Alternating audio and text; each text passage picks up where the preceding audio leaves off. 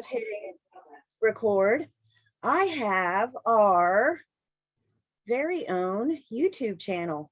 Isn't that so cool? Did you ever think you'd have your own YouTube channel?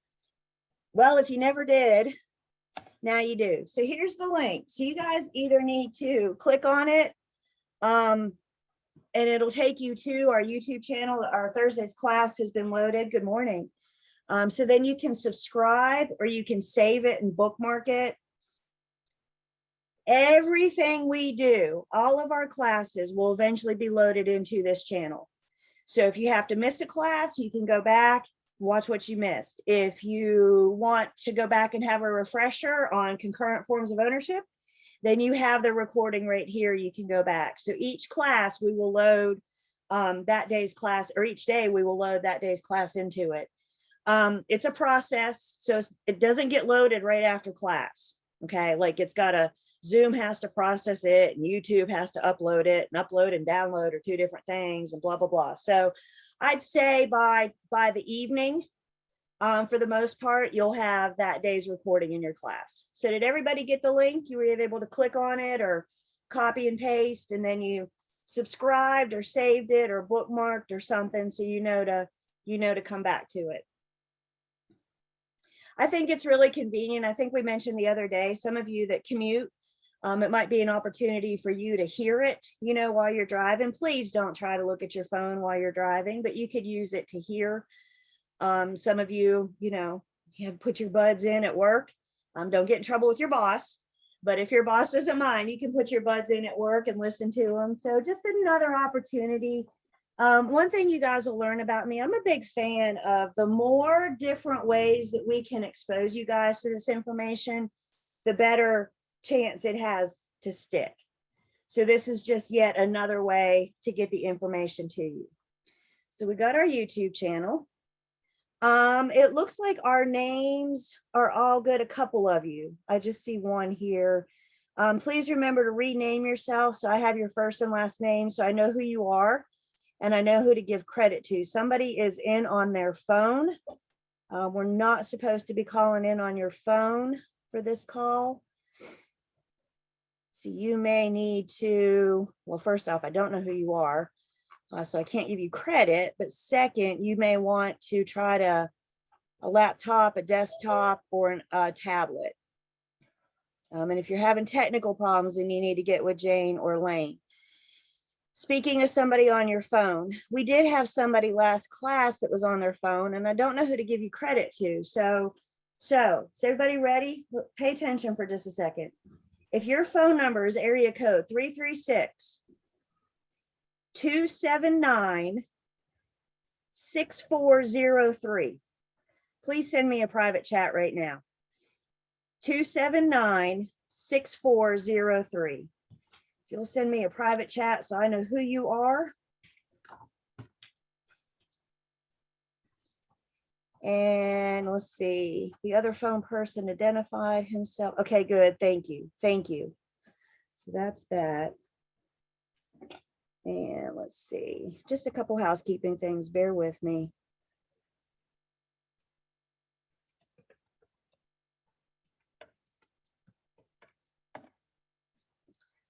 Let's see. All right, so I got that. Thank you. Let's see, homework assignments. I met most of you. It was so nice meeting you guys. If you didn't send me your introduction, please remember to do so. Selfie with your textbook so I can verify you have your book. A couple of you I heard from late last night after my bedtime, so I haven't responded to you yet, but I will get back to you this afternoon. So if you didn't get a chance to, send me your intro, please remember to do so. Do you guys go calculator shopping this weekend? Do you guys run out to the store and buy a new calculator, a good basic calculator? Good, I see head shaking. Good. We are actually going to do a little math introduction today. We won't start math until probably Thursday at the end of Unit 3. So please get your calculator. I want you guys practicing on that now. Let's see. A couple of you mentioned, or somebody mentioned the other day about study groups. If you guys I said the other day that I don't get involved in study groups. I never have, and I never will. That's something that I want you guys to, form yourself. Here's the problem now that we're on Zoom. Back in the day when we were in person, you could go out in the hall and break and meet each other and chit chat and then go to Panera Bread after class and you would form study groups. And you guys don't have that option now. So I've stepped in for previous classes and helped connect you guys only. So basically, somebody's got to agree to be the person to coordinate this. And what I would ask, if you guys are interested in a study group, please put your email address in the chat right now. And then somebody needs to coordinate how and when you guys are going to get together and meet. Do you want to create your own private Facebook group? Do you want to download WhatsApp? You guys with me? But however you guys, remember, we're scattered all over the state. So you may not be able to connect in person. You may do best to stay online somehow. And I see some emails coming in. So again, somebody needs to grab these email addresses and connect you guys so you can figure out how to study. I have a big concern about study groups in general. And it's my past experience that study groups work just fine as long as you have somebody or somebodies to keep you guys focused. It's so easy to get in the study group and like chit chat and want to hang out. And then in the end you say, but Julie, we spent all this time together. But did you ever open the book? Did you ever look at a test question? Well, no. So everybody good. You're not going to learn by osmosis. If you guys want to get together and study, then you're going to have somebody keep you guys on track. Somebody keep you guys corralled. Has anybody volunteered yet to take this on? I got a whole bunch of people interested in a study group. Do I have any volunteers to agree to take this on?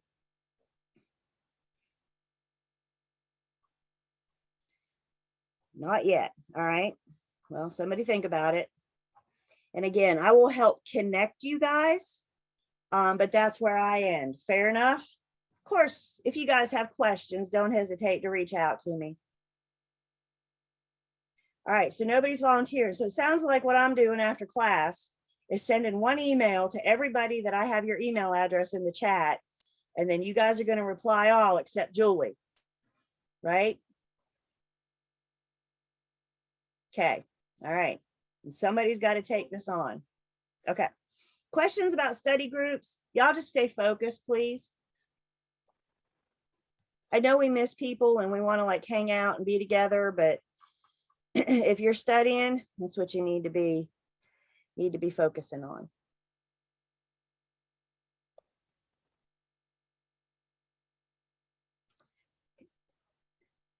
Let's see, no phones, rename, study group. I got a whole laundry list of stuff here.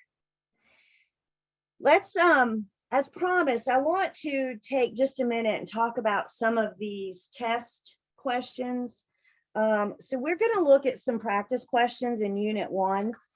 Now that we've had a chance to look at it, hopefully you guys have had a chance to go back through. Thank you, Eve. Hopefully you guys have had a chance to go back through Unit 1 to review what we did in Unit 1 to what we did in Unit 2, and then look ahead at where we're going this week. We're going to finish 2, we're going to do Unit 3, we're going to do Unit 4, we'll probably get into Unit 5. We just keep going, you guys. And if we want to cover everything, that's the pace we have to go. So very rarely do we have a chance to go back, okay? This is why I make myself available. This is why I offer you my phone number and my email address. And I really encourage you guys to reach out to me and let me help outside of class, because I know our time together is limited and our limited time together is very tight to make sure we get through all the material. I'm pretty sure you guys want to get through everything. Yes? Yes, absolutely. So one thing you guys can be doing, these test questions can be tricky. And part of the reason why I want you guys working on practice questions now is to get you in the habit of interpreting these test questions. So when the test rolls around, you know how to read them, you know how to interpret them. So the very first rule, if you will, about test questions and understanding these test questions is to read the question. The very first thing you do when you see a question is just read it. Don't try to analyze it. Don't try to dissect it. Sit on your hands if you have to, but just read the question. Typically, I think what you guys are going to find after enough practice, I think what you guys are going to find is what's called the stem of the question is either the very first sentence or the very last sentence. And what I mean by the stem of the question is, what is the question asking you? You've got to stay focused on what the question is asking you. Please don't fall into the what if trail. Well, what about this? And what if that? You just got off the stem of the question. So keeping yourself focused, especially as we go on and these questions start getting longer, multiple sentences, you always got to keep yourself focused on what the question is asking, because as far as this question goes, that's all that matters. You may have another question somewhere else that asks about the what if that you're asking yourself, but that doesn't apply to this question. I call it the what if trail. It's kind of like the rabbit trail, but it's the what if trail. And you can start running down that what if trail and there's no end. So what is the question asking me? Read the question. And one suggestion I have for you guys, once you read the question, then you got to read all the answer choices. So you read A, you read B, and you say, well, B is pretty good. I'm going to put that down and move on. Well, maybe C is better than B. Maybe D is better than B, right? So you got to read all of the answer choices, because what you're doing is looking for the best answer. There might be another good answer, but you're looking for the best answer. So you need to read the question, read all 4 answer choices. Both of your exams are multiple choice. Everything you guys do is multiple choice. So A, B, C, or D. Once you read the question and read your answers, I think for the most part, there's usually an answer choice that we can rule out pretty quickly. One that's just so wrong, you can rule it out. Well, now you're down to 3 choices. You just went from a 25% chance of getting it right to a 33.33% chance of getting it right. Those are better Vegas odds, right? I take 33% over 25% in Vegas. So you've ruled out one and you increased your chances of getting it right. One strategy that I like with these answer choices is to treat each answer choice independently. So read the question as a whole and then read each answer choice as it relates to that question. Not the what if trail question you have, but the question that is asking you. So for example, let's look on page 17, and I'm just picking a random one. Let's look at number 7 together on page 17. Number 7 says the theater or hotel will be classified under the real estate category of. Okay, stop. What's it asking me about? It's asking me about the category of a theater or a hotel. That's all I care about in this question. That's it. That's all I care about. So my first choice is residential. If I'm just focusing on answer A, I could almost put a true or a false next to residential. So do your head one way or the other, yes or no. Is a theater or a hotel, would that be classified as residential? Could that be classified as residential? And I see head shaking no. So let's call A false. Now let's look at B. B says commercial. Theater or hotel could be classified under the category of commercial. Could a theater or hotel be classified under commercial? Yes or no? And I see head shaking yes. Now, before we get excited, let's make sure we don't have a better answer. Could a theater or hotel be classified under agriculture? Would that be a classification? I see head shaking no. Could a theater or hotel be classified under industrial? Industrial for theater or hotel. And again, I see head shaking no. So do you see what we did? We didn't just go through and read the question. We went through and read each answer choice as it relates to the question. And in the end, I think we could all agree, we came out with 3 falses and 1 true. So what's going to be your right answer? It's going to be the true. It's going to be the commercial. And I think if you guys really evaluate these answer choices, you're going to find you're either going to have 3 trues and 1 false, or 3 falses and 1 true. We're kind of looking for the odd man out here. Now, do you have time to do this on your test? Probably not. But if you can get into that habit, it'll pick up and you'll be just doing it without realizing you're doing it. Does that make sense? This is true. This is false. This is true. Again, as we go on, these questions get lengthier. You're going to have more. Some of them are, so you need to watch your time, of course. I'll talk about time in just a second. But you got to dissect these. I think that's the best way I know how to say it. You've got to dissect these test questions and always keep your focus on what is this question asking me? Y'all don't go down that what if trail. What about this and what about that? Just what the question's asking me. While we're here, let's look at number 9. Number 9's got some Roman numerals. You see designation realtor refers to Roman numeral 1, Roman numeral 2. Again, if we can dissect these a little bit, treat each Roman numeral independently.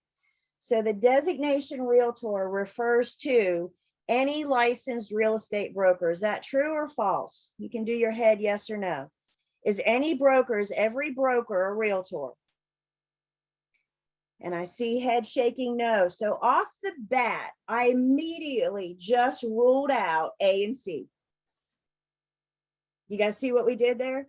You just went from a 25% chance to a 50% chance of getting it right. Now, if we say the designation realtor refers to an active member of the National Association of Realtors, what do we think? Is that true or false? And I see head shaking yes, so our answer is going to be B. You see how we're just breaking these things down? And I think, again, if you guys can start forming these habits now when the questions appear easy, please hear me when I say they get harder from here. They get longer from here. They get trickier from here. And this is why I want you guys to start good study habits now. So when we do get to those trickier, when we do get to your exam, you're going through them a little bit more quickly. Both of your exams are timed. We'll talk about how much time. Sometimes students have concerns about working with a clock.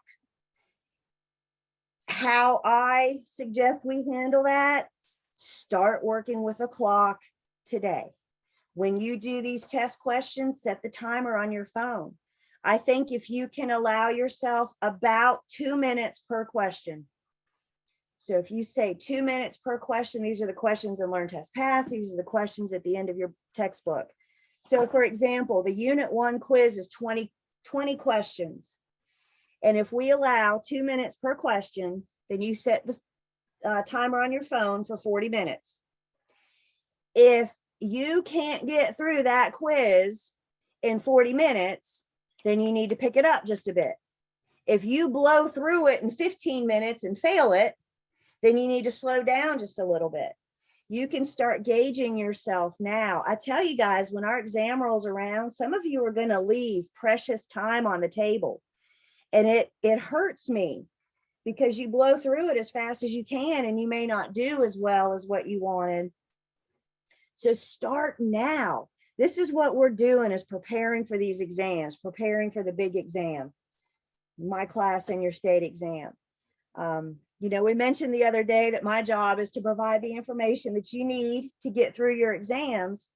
But I think involved in my job is not only to provide the information, but to help you interpret these dang test questions and get through these test questions. So start now. And again, if I can help, please don't hesitate to reach out to me.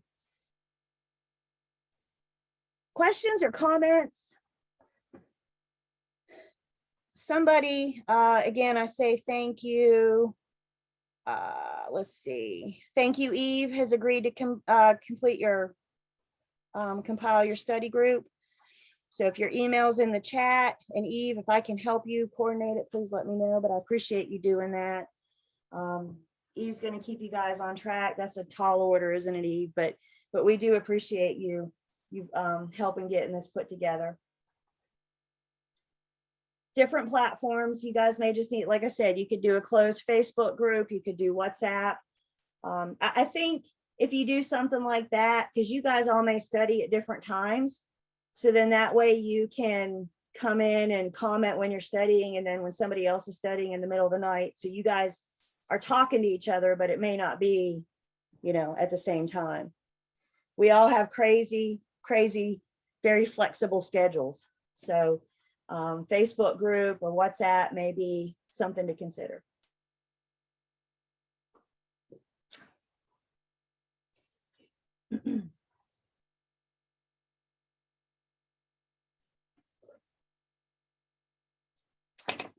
Okay, so we're getting back into Unit 2. We're getting ready to pick up where we left off. But I just wanted to take a minute.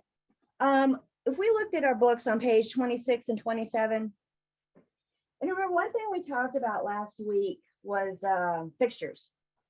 And we talked about what is a fixture, what's personal property, what's real property.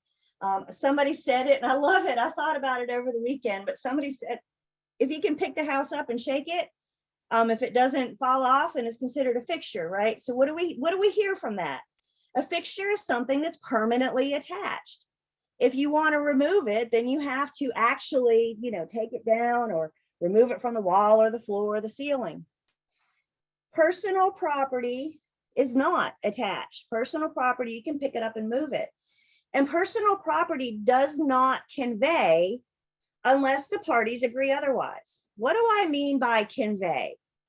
When I say something does or does not convey, we're saying if it's going to be included in the sale. So when you buy a house, fixtures will convey unless excluded. When you're going through that house and the seller still has all their stuff in the home, if it's personal property, unless you guys agree otherwise, it's not going to convey. In other words, once you get the keys to your new house, it won't be there. The seller's going to take it with them. This similar list, there's an updated list, but this similar list on pages 26 and 27, we talked about this the other day as it shows up in our offer to purchase and contract. We will look at our offer to purchase and contract in Unit 10. But this very list also shows up in our listing agreement. Now we'll talk about our listing agreements in Unit 8, but the listing agreement is the relationship between the firm and the seller.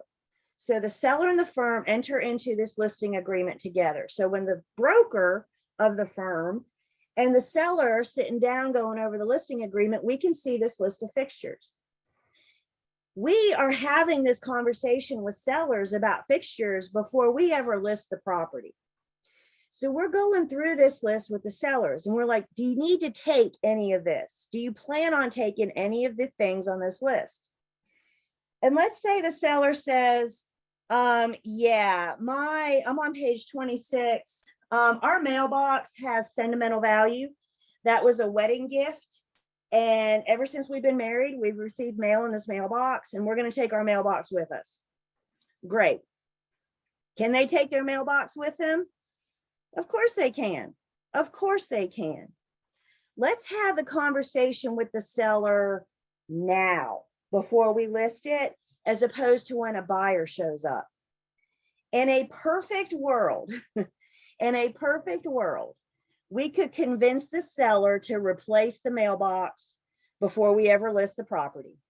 So the seller takes down their sentimental mailbox, they replace it with another mailbox. The buyer's none the wiser. They don't see the mailbox they're not going to get. But what if we're not in a perfect world and your seller says, nope, I've received mail there since the day I got married, and I'm not going to stop now. I will leave that up until the day I move out. Great. Now buyers are going to see that mailbox, aren't they? When we take pictures, when they come by for showings, they're going to see that mailbox. This becomes my responsibility as the listing agent to let every single buyer know that the mailbox does not convey. We're going to put it in our advertising. When I'm talking to the buyer's agents, I'm going to say, by the by, that mailbox doesn't convey. Is the seller going to replace it? Maybe they will, maybe they won't. But the buyer needs to know that when they purchase this house and they get their brand new deed and their brand new keys, that mailbox won't be there. Guys, we know how petty people can be, right? Can we agree? Yeah. You know, you're going to have buyers out there that say, well, I bought this house and come with that mailbox. People want what they can't have. And this is why we need to make sure, again, we're trying to get the seller to take it down before they ever see it, so they don't know of this awesome mailbox that's out there. But if that doesn't work, then we have a duty as listing agents to let all buyers know when this property closes, that mailbox will not convey. When we look at our sales contract, we see we're going to have a place for fixture exceptions. So the parties will agree in the contract that that mailbox will not convey. The buyer knows that either the seller will replace it or they'll need to bring their own mailbox. When we list a property, there's a whole lot of work that goes into it before you and I ever see it on Zillow or Realtor.com. And part of our job is to make sure that we're aware of any fixtures that the seller plans on taking with them. And that's why we have this list in our listing agreement, so we can have this conversation. When I go to listing appointments and the sellers say, I point this list out to them, and the sellers say, okay, well, we'll look it over tonight before we go to bed. You know what? I'm a really patient person. Why don't you just take 4 minutes and look this over now, so we can have a conversation about when you're going to take it, if you're going to replace it, what you plan on replacing it with, etc. We'll see fixtures. We'll talk more about fixtures in our listing agreement and our sales contract. Questions or comments on fixtures?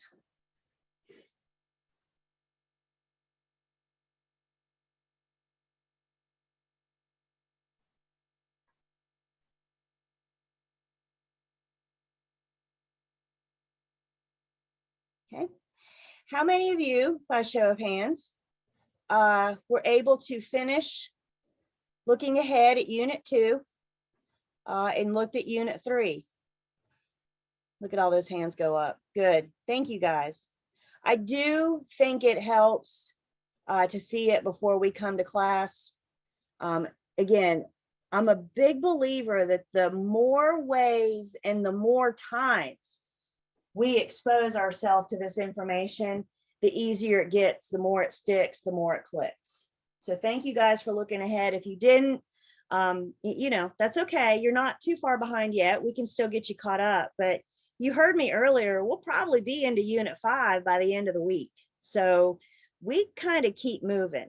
Next week, I'll go ahead and tell you guys, we get into some pretty start getting into some pretty deep stuff. So we'll talk about next week at the end of this week. Let's see. Taya, did you have a question? Do I see a hand there?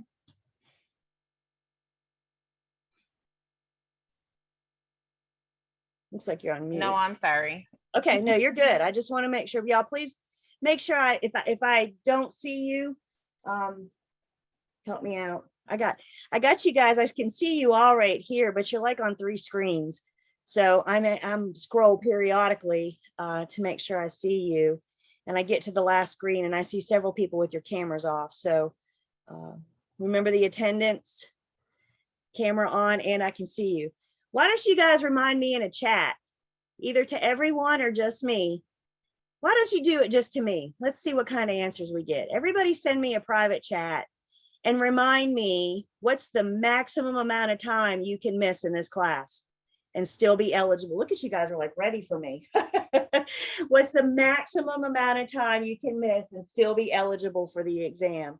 And I'm loving what I'm seeing so far because it looks like we're all on the same page.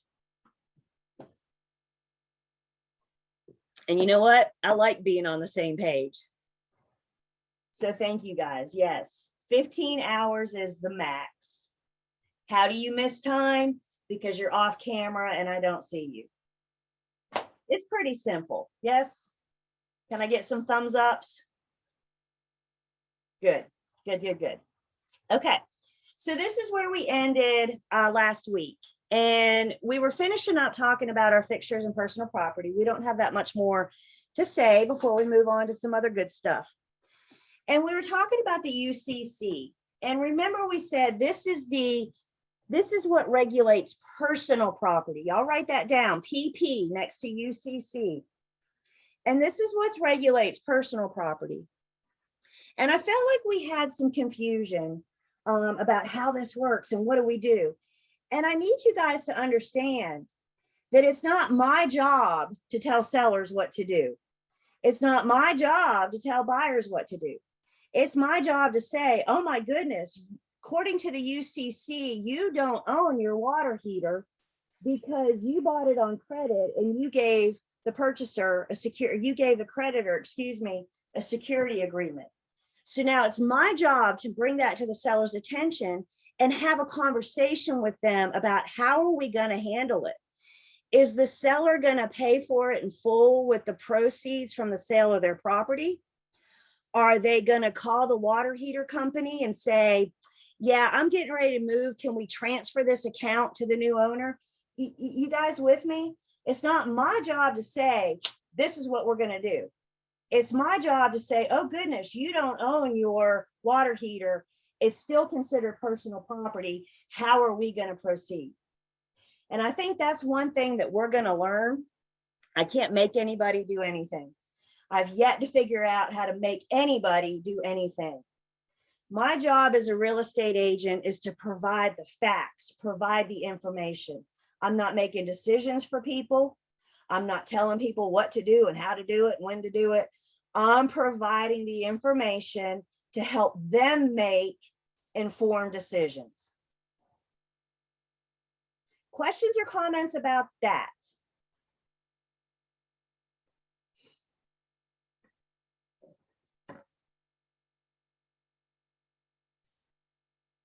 Okay.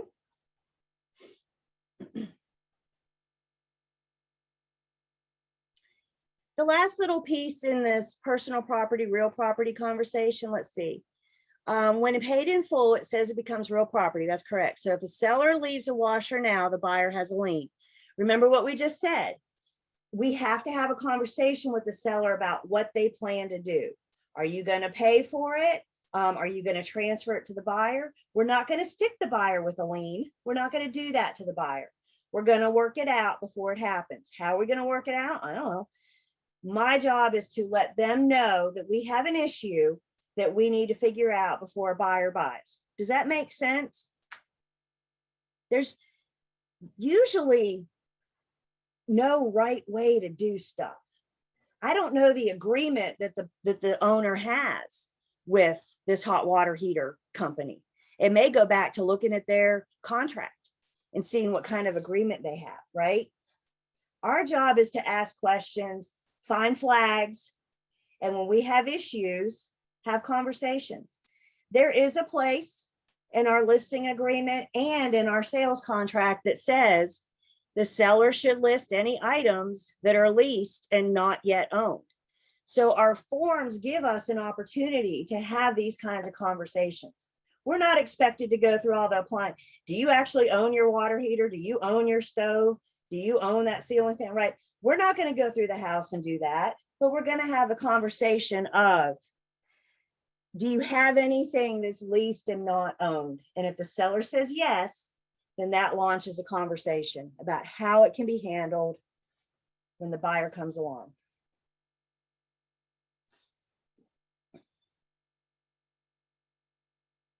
Okay.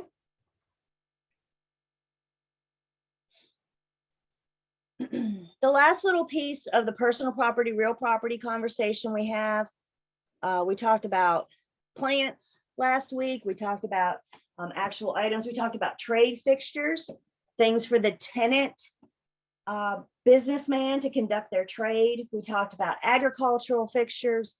We said the UCC regulates personal property. Did you write that down? UCC equals personal property, PP.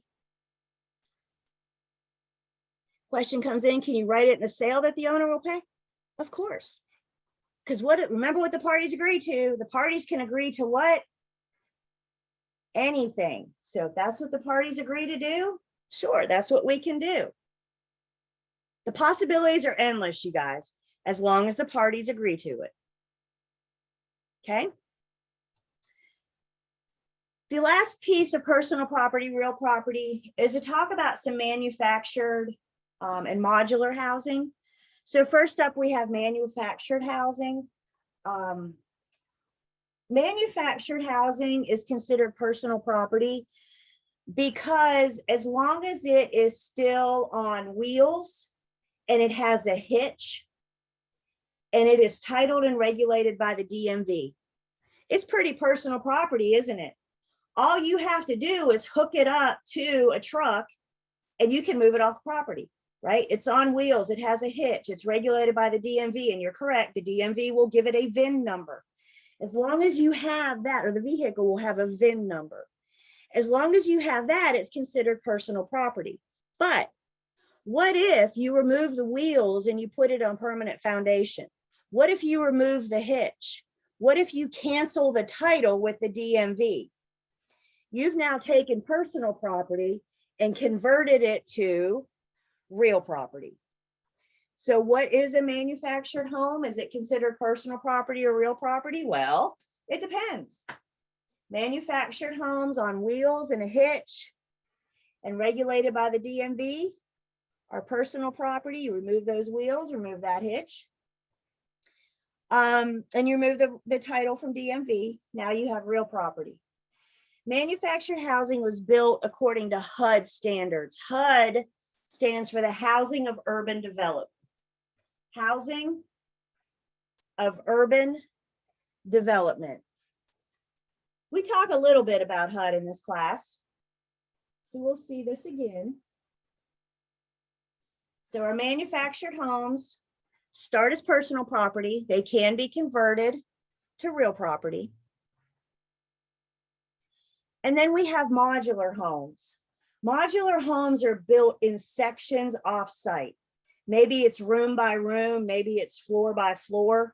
I hope you guys can see this picture here. You can see them assembling the second floor on the first floor. Modular housing is built to state building codes, not to HUD standards, but to state building codes. We're going to talk about building codes in Unit 6. There's a state inspection label. And modular housing, because it comes in on the back of a truck and it's assembled on site, once it's assembled on site by the builder, then it becomes real property. Question comes in with manufactured housing. Can you list it with a firm? If it's personal property, we would say the sale is to include the personal property. Can we list it to answer your question? Sure. We need to identify if it's personal property or real property though. We're starting to see modular housing growing in popularity. A lot of commercial. Y'all, this is how they're starting to build hotels. They'll bring a whole, like half of a floor of a hotel in on the back of a truck and bring them in and kind of assemble it in pieces. You know, some people say that they don't like this, say that they don't trust this. You know, these things are, these levels, these rooms or these floors are constructed at an offsite factory somewhere. They're controlled. They don't have weather issues. You know, if it rains, they can still keep building, as opposed to a stick-built house where everything comes in on the back of a truck and you build a house stick by stick. That's what we mean by stick-built, piece of wood by piece of wood. So some people say, I don't want a house that came in on the back of a truck. Well, guess what? They all do. It's just a matter of how and where they're assembled. Again, a lot of people are finding modular housing more accurate, more reliable, because it's in a controlled warehouse somewhere, as opposed to, like I said, piece of wood by piece of wood out there.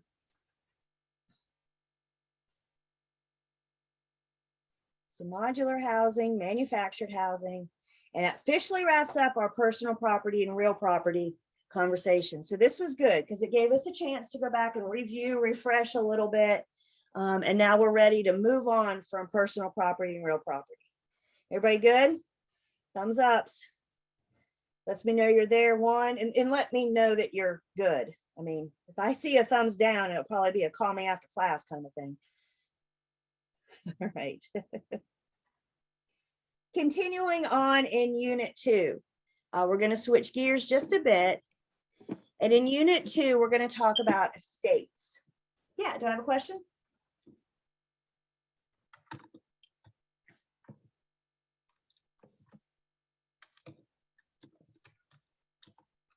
Maybe just an accidental unmute.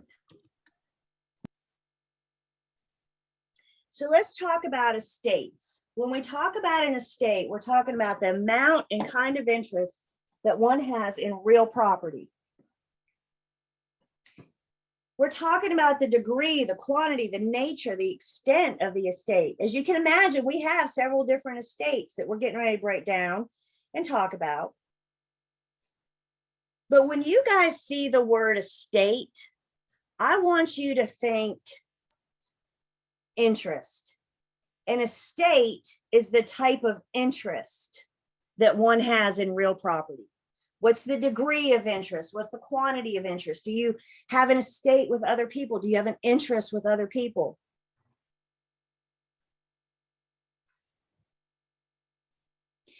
There are two different types of estates that we're going to talk about. Two types of estates. One is an estate of ownership. Another is an estate of possession. You either own it or you rent it. What's your interest? You're either the owner of record or you're allowed to live there because in exchange to living there, you pay rent. You either own it or rent it. Now, we're going to put the rent it side off to the side for now. That's in Unit 11. Unit 11 is dedicated to our landlord and tenant relationship. And we will come back. We will see all of this again. Right now, we're going to focus on ownership. And an ownership interest, an ownership estate is known as a freehold estate.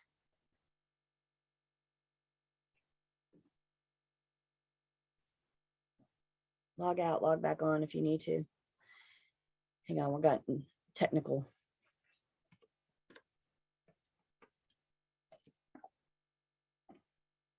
So we have several different types of ownership of freehold estates. And I want to point your guys' attention to the chart on page 29. Everybody see that chart? I skipped a page. There we go. What you're looking at on your screen is the same breakdown as the chart. Guys, remember, all of my PowerPoints are available in Learn, Test, Pass. So every single word that you guys are trying to capture is already available to you. Our freehold estate can be broken down into two categories. There's an estate of inheritance and there's estates not of inheritance. What does not of inheritance mean? It means it's not inheritable. Once the individual passes away, the estate is not inheritable. Their heirs are not eligible for it. So we can take our freehold estates, and we're going to talk about each of these. We're going to take our freehold estates and break them down into two categories. Either you can inherit them or you cannot. The first type of freehold estate that is inheritable is called fee simple absolute. This is the highest form of ownership. You own the land, you own the subsurface, you own the air. Remember we talked about subsurface rights and air rights and water rights and all that good stuff the other day? You own it all. There's no limitation to your ownership. You got to follow deed, restrictions, covenant, zoning, of course. You're never allowed to violate or break the rules. But other than the government regulations or the HOA regulations, you own it. Fee simple absolute. This is the one that we as real estate agents deal with 99.8% of time. Y'all don't write that down. I just made that up. We deal with this the majority of the time. It's a matter of conveying your fee simple absolute from one owner to another. The rest of these that we're getting ready to talk about, there's a very small chance that we could run into it, but there is a chance. So this is one of these conversations that if you're going to list a property and you find out that they don't owe it fee simple absolute, you should have a flag that goes up, because we probably need to get an attorney involved. We probably need to have the homeowner address it with their attorney. If they want to buy it, we need to have the buyer get their attorney involved. Some parts of this class is teaching you guys just enough to be dangerous, give you just a little bit of information, and then we give you a license and let you run amok on the street. But you need to understand when we can help and when we have to refer our clients, our buyers and sellers to an attorney. So as long as we're dealing with fee simple absolute, you're good to go. Okay. So what are the rest of these? Another type of freehold estate is a fee simple defeasible. Could also be known as a qualified fee estate. With a fee simple defeasible, there's a restriction on use. When you purchase a property that is fee simple defeasible, you know that there are things that you can and cannot use the property for. You are restricted on how you can or cannot use the property. And you know this when you buy it because it's in the deed. You agree to it. You called your attorney and said, really, they're restricting me on the use? You know all this. There's no surprise here.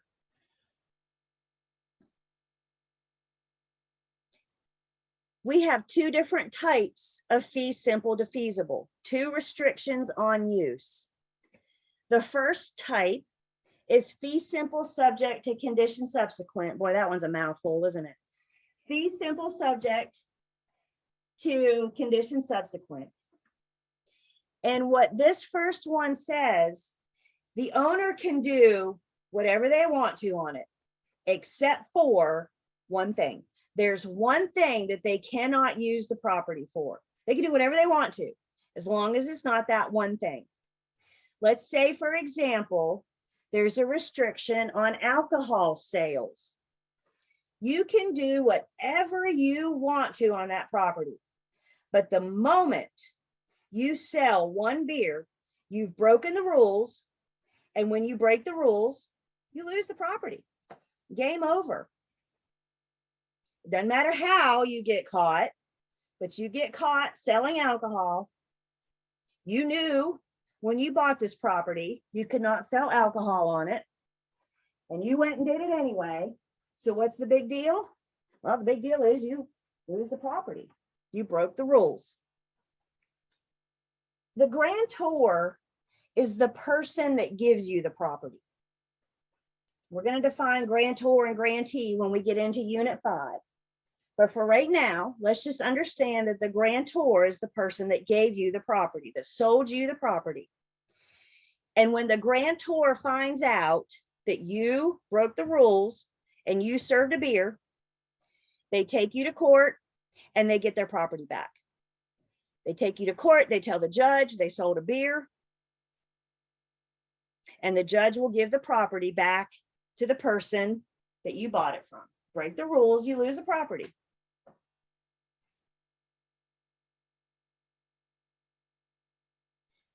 The second fee simple defeasible restriction on use that we have is something called fee simple determinable. And this requires that you use the property for one use, one purpose. You cannot do anything else except this one activity.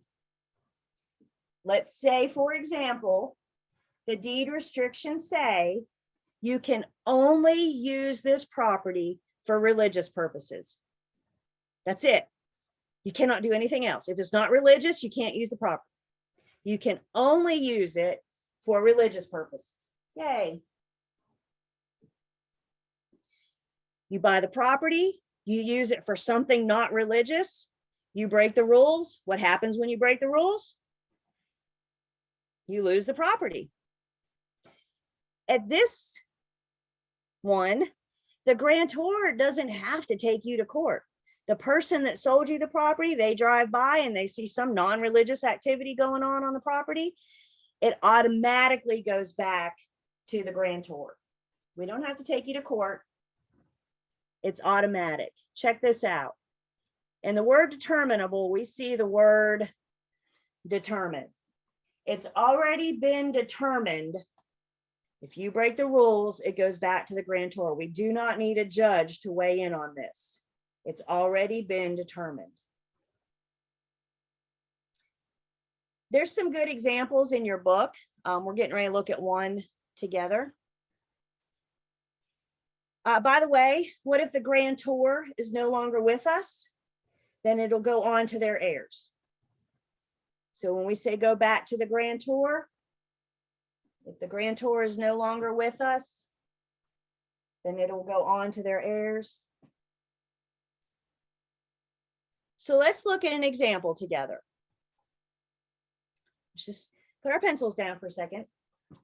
A grantor deeds land to a school district for so long as the school district maintains a public elementary school on the parcel, and if it ceases to do so, this estate shall end immediately. What's the one allowable use? Public elementary school. Isn't that pretty clear? What if you do a middle school? Is middle school public school? Probably not. What if you do, I don't know, a barber shop? Is a barber shop a public elementary school? It's pretty clear what our one allowable use is. The district has a fee simple determinable estate. If at some point the district does not maintain a public elementary school on the parcel, then the title to the land goes back to the grantor or their heirs. Are these normally sold to the grantee or given as gifts by the grantor? That's a great question, and it could be either one. As the grantor, you could either sell the property with a deed restriction or give it as a gift. Call your attorney. They're the ones that create all this verbiage, right? That's the good news. You and I don't have to create verbiage, and we don't have to draft legally binding documents because we're not attorneys unless you are. I'd be willing to bet we're not. I've been teaching for several years now, and I've never had an attorney in pre-licensing. But if you are, please reach out to me. I would love to pick your brain. Let's see, if purchased to the grantee, do they get the money back that you used to buy the property? I'm going to guess no. So if you lose the property, you lose that money. Again, the first restriction, fee simple defeasible, is a restriction on use. You're restricted on how you can use the property.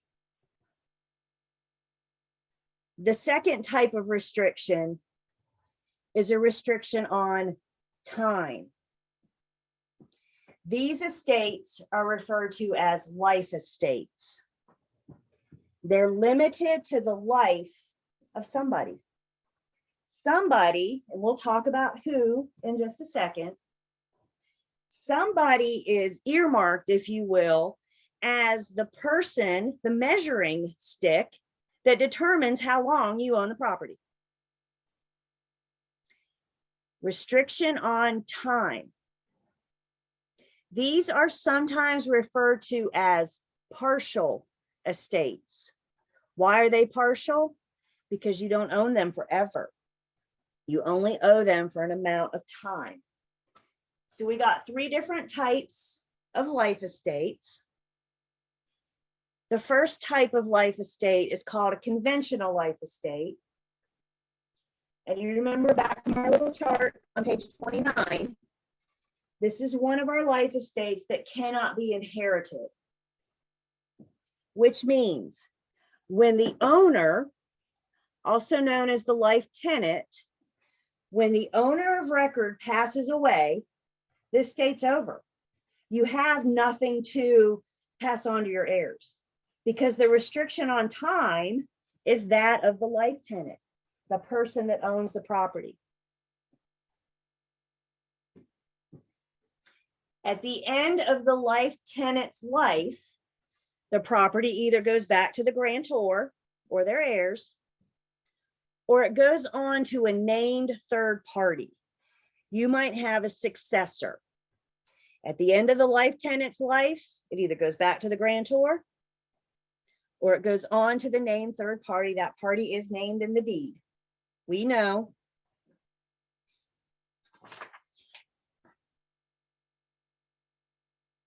Your ownership in this property, the life tenant's ownership in this property, is determining on how long they are alive.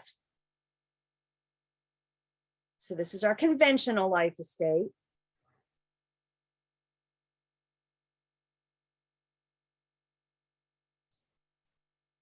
Another type of life estate is called a marital life estate. Again, this is our other one. Back to our picture on 29. This is our other estate that's not of inheritance. We're going to talk about when spouses own property in just a minute. But for right now, let's understand if an individual owns property and then gets married. Everybody with me? This is not a married couple buying property together. One person owns property and then they get married. When that individual passes away, how much their new spouse gets is determined on how long they were married. How long were they involved in this property? And that's what the marital life estate is. The surviving spouse has an elective share. The length of the marriage determines how much of the property you're entitled to. Again, we're going to talk in just a minute about married people that buy property together. So we will talk about that. But this is somebody that buys property on their own and then gets married. How much does that new spouse get? It depends. Question comes in about a will. Okay. Wills, prenups, yep, all that. That's a call your attorney question. Do wills and prenups happen? Absolutely. So this is, where we may need to get the attorney involved. Question came in, have I ever seen this? No. Because again, what do we deal with 99.8% of the time? Fee simple absolute.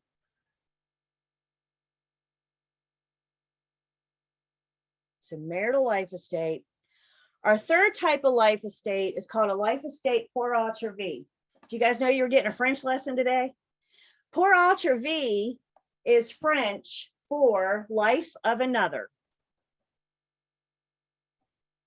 What if they're legally separated for years?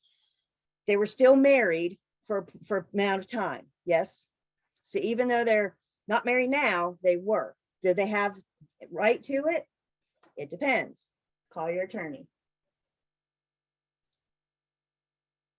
So pour autre vie means for the life of another.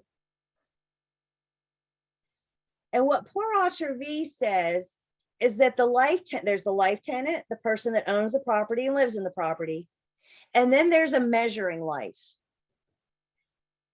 The life tenant owns the property for as long as the measuring life is alive, for the life of another. Again, your restrictions on time. How long do you own the property? Well, there's a named person in the deed. That named person is your measuring life. That named person is the yardstick that determines how long you own the property. That measuring life is your life of another. And when that measuring life's life is over, your life estate is over. You own it for as long as that person is alive. There's a really good example in your book, at the top of page 33. It's a story about Austin, who owns title to a property. He conveys a life estate to his brother Carl for the life of Carl's daughter. Carl's daughter has a major disability. Carl has the right to enjoy the ownership of the property and is the life tenant, but the daughter is the measuring life. When the daughter dies, Carl's estate will terminate and either revert back to Austin. The daughter has no present or future ownership. Clearly, Uncle Austin wants the daughter to have a safe place to live, right? Uncle Austin wants a roof over her head. Uncle Austin wants to make sure that she's taken care of.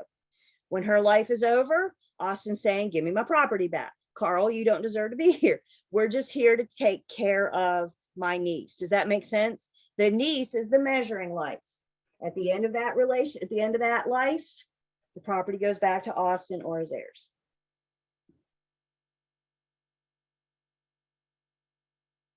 Let's say one more thing and then we'll take our break. I am watching our time. I know it's break time. We've been babbling on about going back to the grantor or going on to a named third party. They have official names. The remainder interest is the named third party. The remainder man is the named third party. The reversionary means it reverses back to the grantor. So it either goes back to the grantor, a reversionary interest, or it goes on to a named third party, the remainder man. If there is no remainder man named, the default is to go back to the grantor.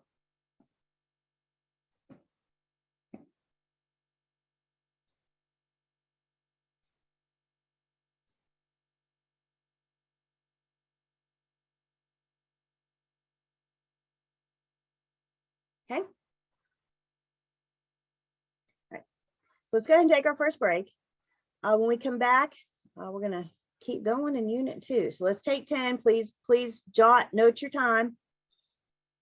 Question comes in, what if the grantor's is dead? Then it'll go on to their heirs. The grantor's heirs. Yep. Okay. So let's take 10.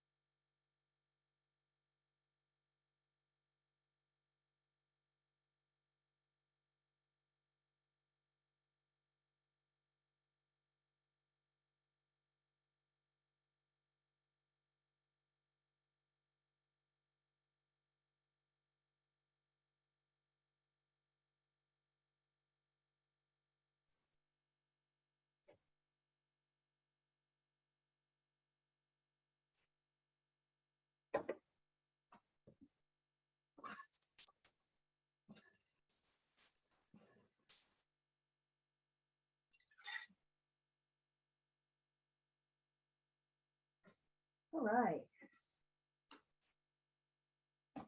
Are we back? Cameras are on. Andrew there. Welcome back.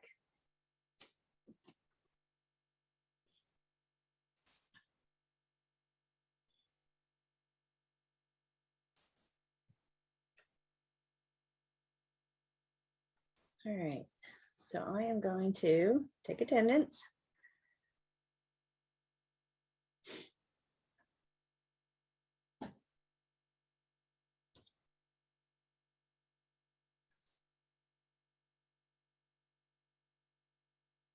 And we got just a little bit more to say about that life tenant. So let's talk, kind of wrap this section up and talk about the life tenant and some of the rights that the life tenant has. Remember, the life tenant is the owner of the property.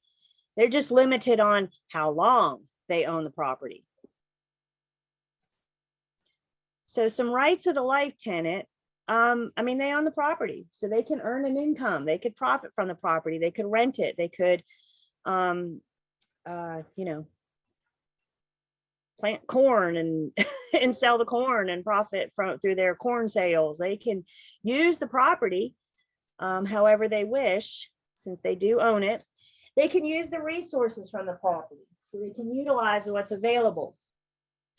They don't have to answer to anybody as long as they don't destroy the property. That's one thing they're not allowed to do, is destroy the property. I think there's an example in your book. I think I've seen it in your book, but it talks about the property has an orchard on it, and you can't like destroy the orchard because you don't want to tend to the orchard, right? You have to at least maintain or keep, because somebody else is waiting in line for it.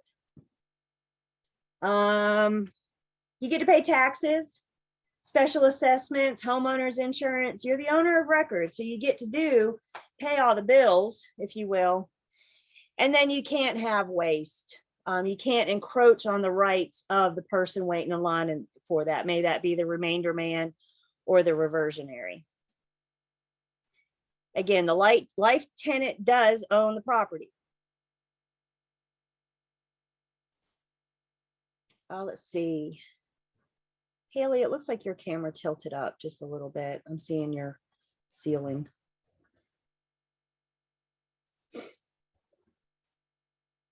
And while you guys have lovely ceilings, I'd rather look at you.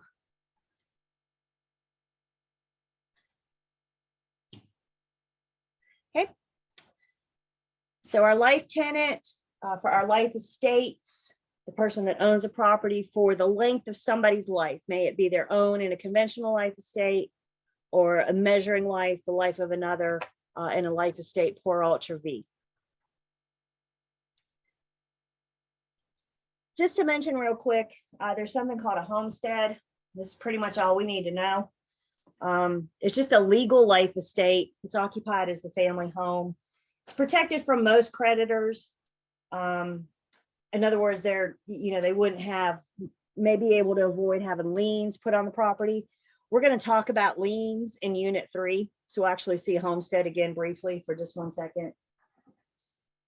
And there could be some tax advantages in some states. If you're interested, not that you need it for your test, but if you're interested in North Carolina homesteads, that's all mentioned on page 34. Make yourself a note. You can look into that. So estates. Why don't you guys remind me in a private chat, when you hear the estate, what's the one word you think of? When you hear estate, private chat, what is one word you think of?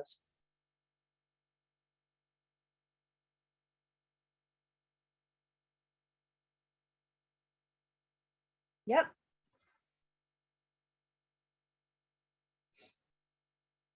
An estate just tells us the type of interest you have in the property. What's your interest in the property?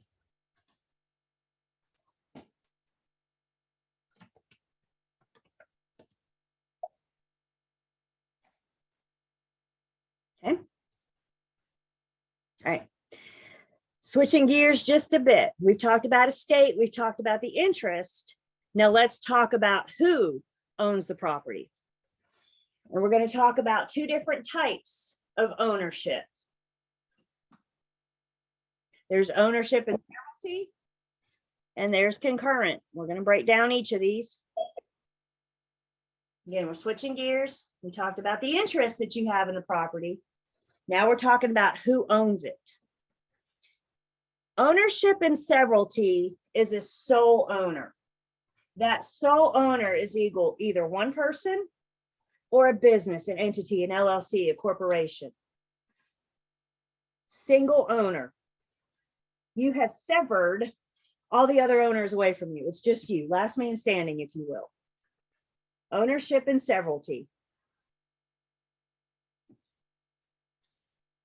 Concurrent forms of ownership then are owned by two or more people.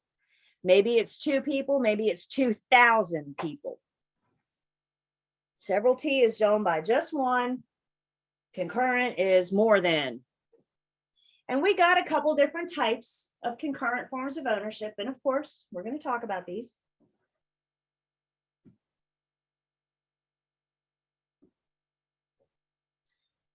The first type of concurrent form of ownership is called tenancy in common. With tenancy in common, the ownership interests are usually unequal. I own 40%, you own 60%. We don't have equal shares. We can, but typically what we see in tenancy in common is unequal ownership. Each owner owns their own percentage, and they can do with it whatever they want. They can sell it, they can convey it, they can mortgage it. They don't have to have permission of everybody. I own my 40%. I can do whatever I want to with my 40%. When the owner of it, when a tenant in common passes away, their interest goes on to their heirs. So if I own 40% and I pass away, my interest goes on to my heirs. You still own your 60. My passing doesn't affect your ownership. Everybody with me? The only thing that changes is my interest. My passing doesn't affect your ownership. So I got a picture. Y'all like pictures? I like pictures. I have no shame here. I like looking at pictures. So again, you got two people that buy a home. One owns 60, one owns 40. The owner with a 60% interest passes away, and evidently they have two heirs. Their 60% is going to be divvied between their heirs. Now, how many owners do we have? We did have two tenant in common. Now, how many do we have? Now we have three, don't we? Because we divvied it up between their heirs. Two own 30%, one owns 40%.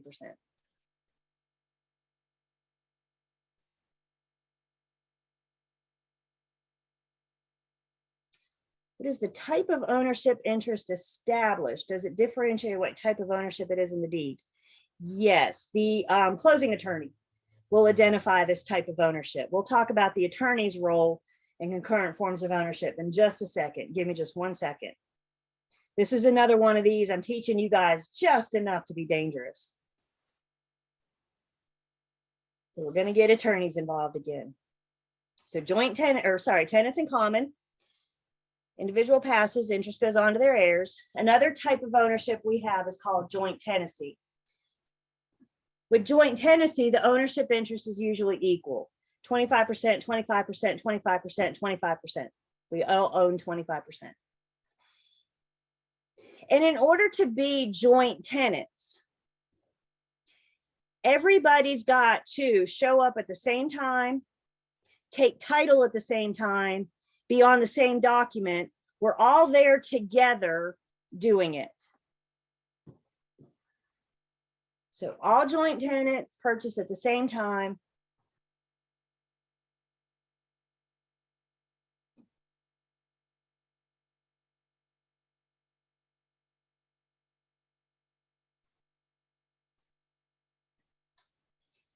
And with joint tenancy, we may or may not have something called Rite of Survivorship.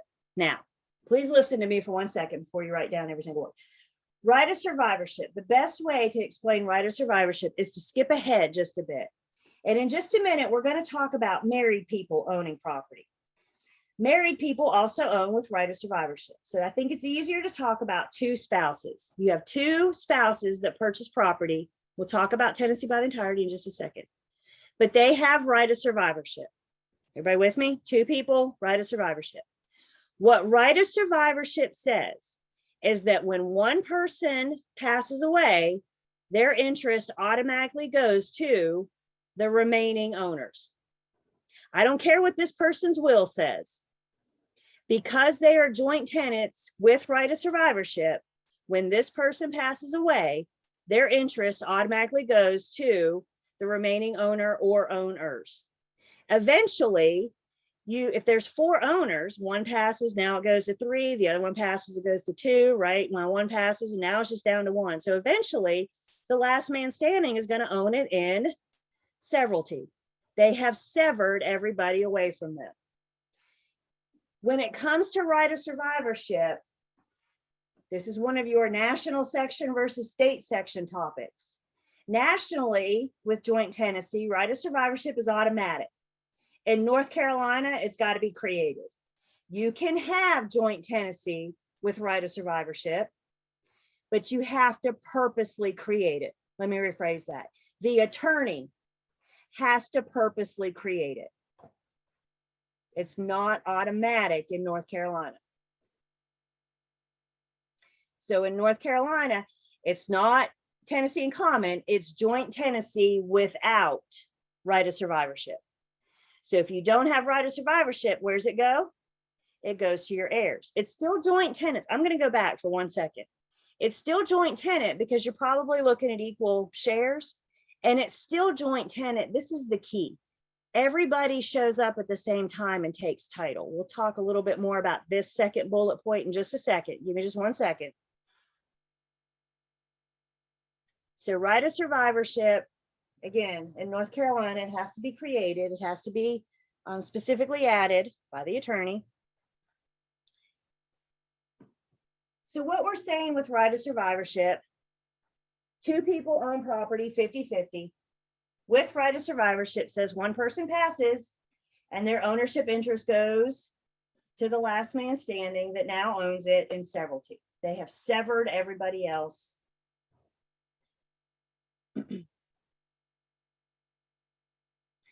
So let's say if a brother and sister purchase a beach cottage, they take title as joint tenants and they have added the right of survivorship. The brother later dies. His interest automatically passes to his sister as a surviving joint tenant. She now owns the property in severalty. Again, it doesn't matter what the brother's will says. Joint tenancy will override a will. When you purchase joint tenants,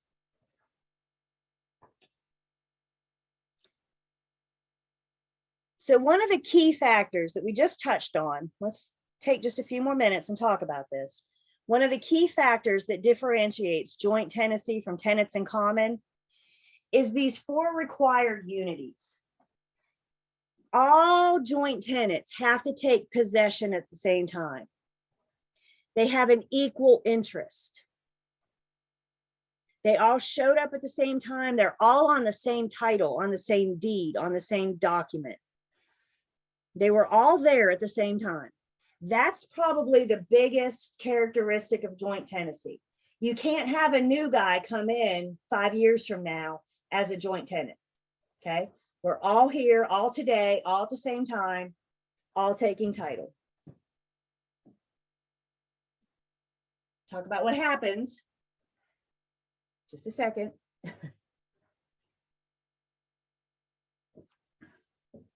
So with joint tenancy, we have these required unities. Tenants in common, people can come and go.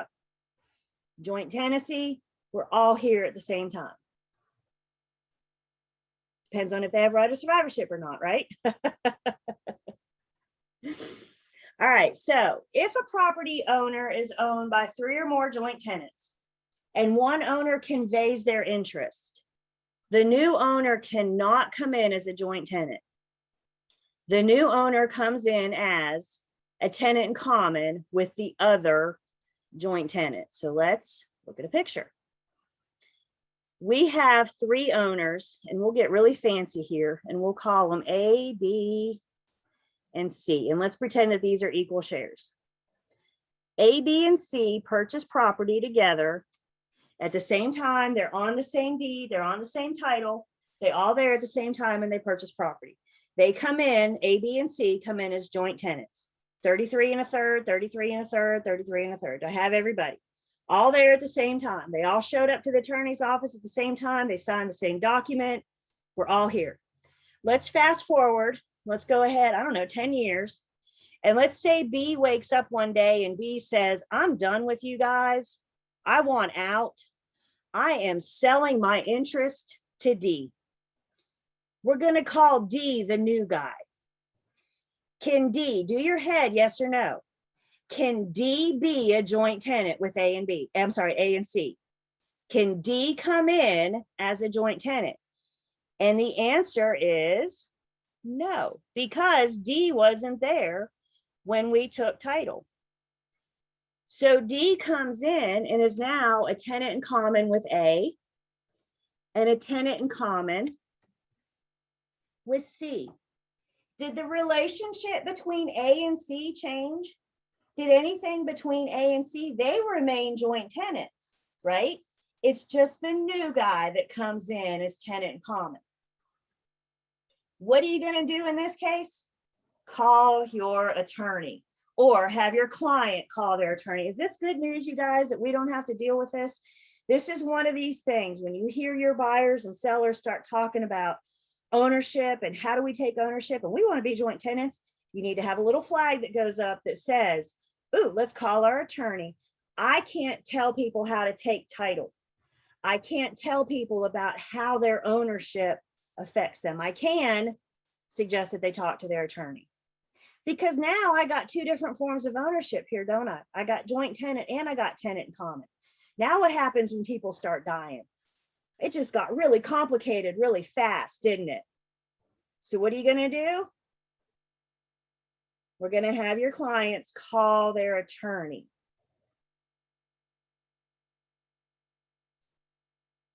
Again, the keys to joint tenancy. What makes joint tenancy and tenancy in common different is who all can be a joint tenant. We all have to be there at the same time taking title.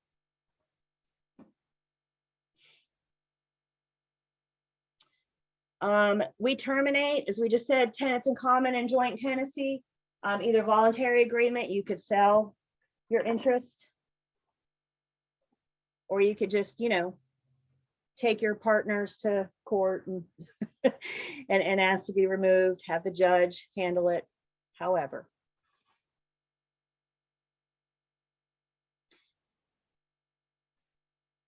Partition means to separate. I always think of partition, I don't know. I'm an only child, an only brat, as my mom calls me. Some of you grew up with siblings. And when you guys grew up with siblings, did you have to share a room?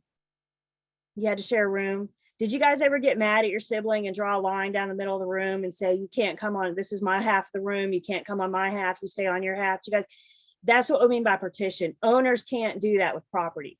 Just because I own 40%, it's just my ownership interest. I still have the right to access the property. You can't tell me. Does that make sense? And that's what we mean by partition. We cannot draw a line down the middle of the property and say, this is your half and this is mine. You guys were so mean to your siblings.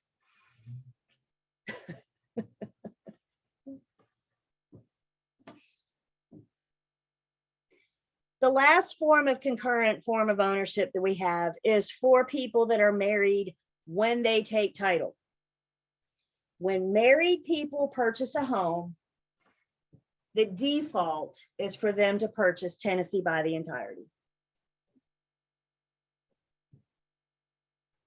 Please hear me when I say default is tenancy by the entirety. Could married people choose to go joint tenants? Sure. I don't know why they would. That's a good question for their attorney. Default is tenancy by the entirety. This isn't their only option. And with tenancy by the entirety, we got to be married when we purchase. The act of getting married does not create a tenancy by the entirety. Okay, so if you own property separately and then you get married, you still own however you owned it before. It doesn't change. Once you're married and you own purchase property, now you can own tenancy by the entirety. In North Carolina, both of them have got to sign the deed to convey. North Carolina is called a spousal state. In North Carolina, it takes 1 to buy and 2 to sell. 1 spouse to buy property, both spouses to sell it. Even you may have 1 spouse on the deed, both of them have to convey. Why? Because North Carolina is a spousal state. 1 to buy, 2 to sell. I got my real estate license in 2008. And it's so funny, the stories that we remember. I remember my pre-licensing instructor sharing this story, and it stuck with me forever. And it helped me understand this 1 to buy, 2 to sell. My pre-licensing instructor told us a story, I don't know if it's true or not, about a gentleman that purchased a condo for his mistress. Could he buy the condo for his mistress without his wife? 1 to buy. So he buys this condo for his mistress. That relationship runs its course, and he thinks he's going to sell that condo. And what's the attorney say? 2 to sell. Your wife has to sign this deed. Do you think that gentleman uttered some 4-letter words? Probably. So he has choices now, right? He either fesses up, or I guess he's got to find a tenant, right? I don't know. He's got to figure something out. But in order for him to convey that property that he bought for his mistress, he's got to have his wife, gulp, show up and sign. I guess the moral of this story is just rent your mistress an apartment. Don't buy her a condo. If that's what you need to do. 1 to buy, 2 to sell.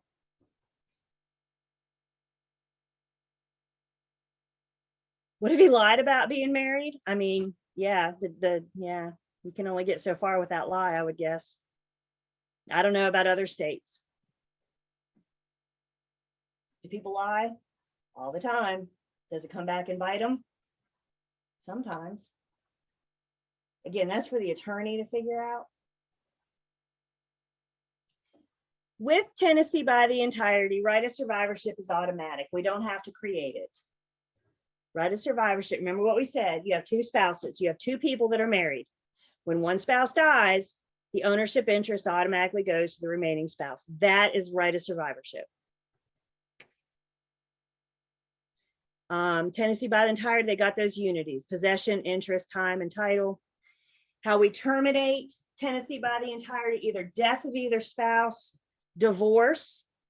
We could separate the property in a divorce decree, however the attorneys draft that up, or mutual agreement. The spouses could agree to convey the property. They could sell. The point here is that we cannot convey property without our spouses. And guys, I hear I'm starting to get a lot of questions. So yes, there are prenups.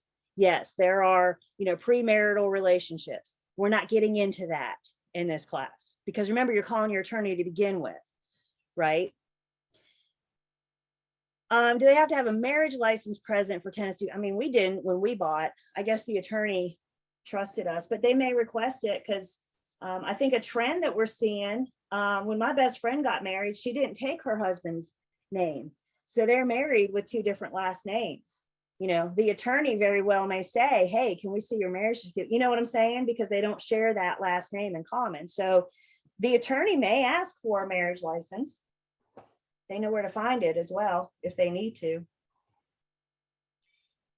Some people will tell you that joint tenancy was created to mimic tenancy by the entirety for unmarried people.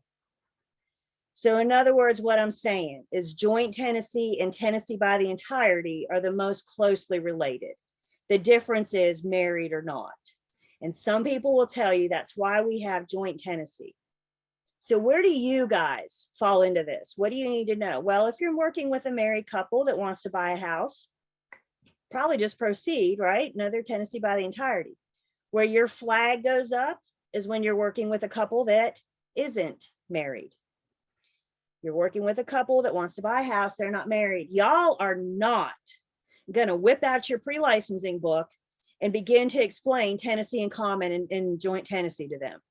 That is offering legal advice. Telling people how to take title is offering legal advice. So you're not going to whip out your pre-licensing book and say, well, it says right here and and tell them how to take title. What are you going to do when you're working with unmarried people? You're going to have them call their attorney. I had a couple move down from New York several years ago, and they were unmarried. She told me he took a job in Winston-Salem, and she decided to come with him. And she told me, she said, he told me he would get me the ring or a house. And she said, oh, I want the house. Are you kidding me? So she moved to North Carolina with him. I knew enough to know. I scheduled a conference call with them and their attorney, their closing attorney. It took a whole 10 minutes on her lunch break one afternoon. And the attorney explained to them joint tenants or tenancy in common. I'm pretty sure it came down to, I wasn't on the call, so I don't know, but I'm pretty sure it would have come down to, when one of you passes away, what do you want to have happen to your interest? They ended up doing joint tenancy with Rite of Survivorship, which is pretty much tenancy by the entirety for an unmarried couple. But again, the moral of that story is, I didn't tell them that. What did I tell them? I told them that they needed to have a conversation with their attorney. So that if they aren't married, they can do joint tenancy. That's right. They could do joint tenancy or tenancy in common.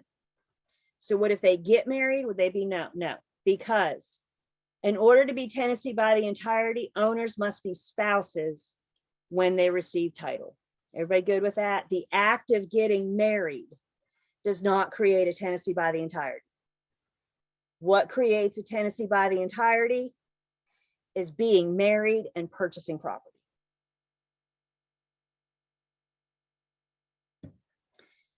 So let's see, while engaged, if you're engaged, are you married? No. If you're separated, are you married? Yes, guys, there's only two questions to the answers to the question, are you married? You're either married or you're not. What's that Facebook relationship status? It's complicated. Yeah, that doesn't apply. Either you're married or you're not. So I got Tom and Nancy, while they're engaged, they're close, but they're not married yet. They purchased a home in Walkertown. They're both named as grantees on the deed. 1 month later, they married. Their marriage does not convert ownership of the home into the tenancy by the entirety because they were not married when they took title.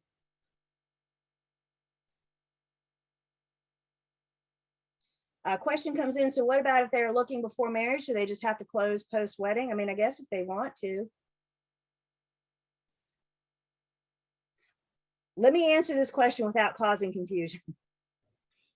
You could choose, once you're married, to create tenancy by the entirety, but you have to do a different deed. You have to get an attorney. You have to have it right. You could do it, but it doesn't happen automatically. That's what I need you guys to know. Getting married does not create tenancy by the entirety. You could choose to create it. I bought a condo in 2006. My husband and I didn't get married till 2014. So I had the luxury life of a condo all to myself for what, 8 years until he came along. And then when we got married, I created a tenancy by the entirety. I conveyed the property from me to us. But does everybody hear what I'm saying? We had to purposely create it. It didn't happen automatically. Whenever you tell us to have them call their attorney, are there also tips or ways of how real estate can avoid being sued? Stay in your lane. I think one of the biggest pieces of advice I can give you guys is we are just real estate agents. I'm not an attorney. I'm not an appraiser. I'm not a lender. I'm not a general contractor, right? I'm not a plumber. I'm not an electrician. I am just a real estate agent. Stay in your lane. If the person buys prior to marriage, the person property passes away, the property goes to the person's heirs. If there's a marital life estate, who gets what? Remember, and that's a great question to tie into this. Thank you. The marital life estate says one person bought and then we got married and then that person passed away. So how much does the new spouse get? It depends on how long we were married. That's what that marital life, that addresses what happens when I own property before we get married. And yes, you need to call your attorney. I have, and this is in Learn Test Pass in the Unit 2 material. I think this is just kind of a nice side-by-side comparison. I think while this is helpful today, make yourself a note to look at this right before test time, because test time is how many weeks away? And I think by the time we get through everything else, you're going to be like, oh, something about joint tenants. So use this chart that's in Learn Test Pass to kind of help you guys fill it in.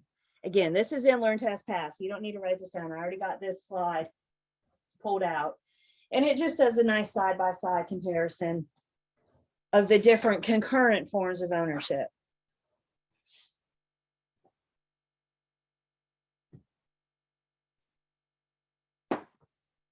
Remember, my job is twofold. Get you the information you need to get through the test and to help keep you out of trouble once you do have your license.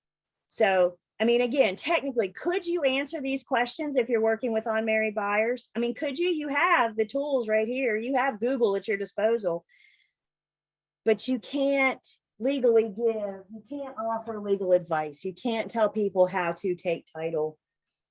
And that's where this is one of these that we need to know when to call our attorney. Undivided, again, partition, draw a line down the middle. Unequal, I own 40, you own 60%. We don't have equal ownership interest, equal shares.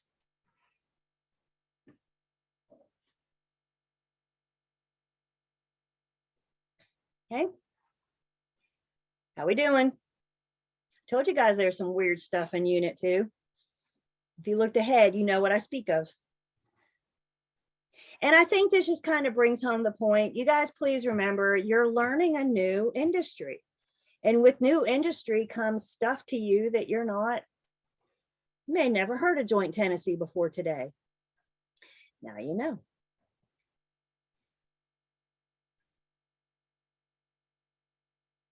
Okay.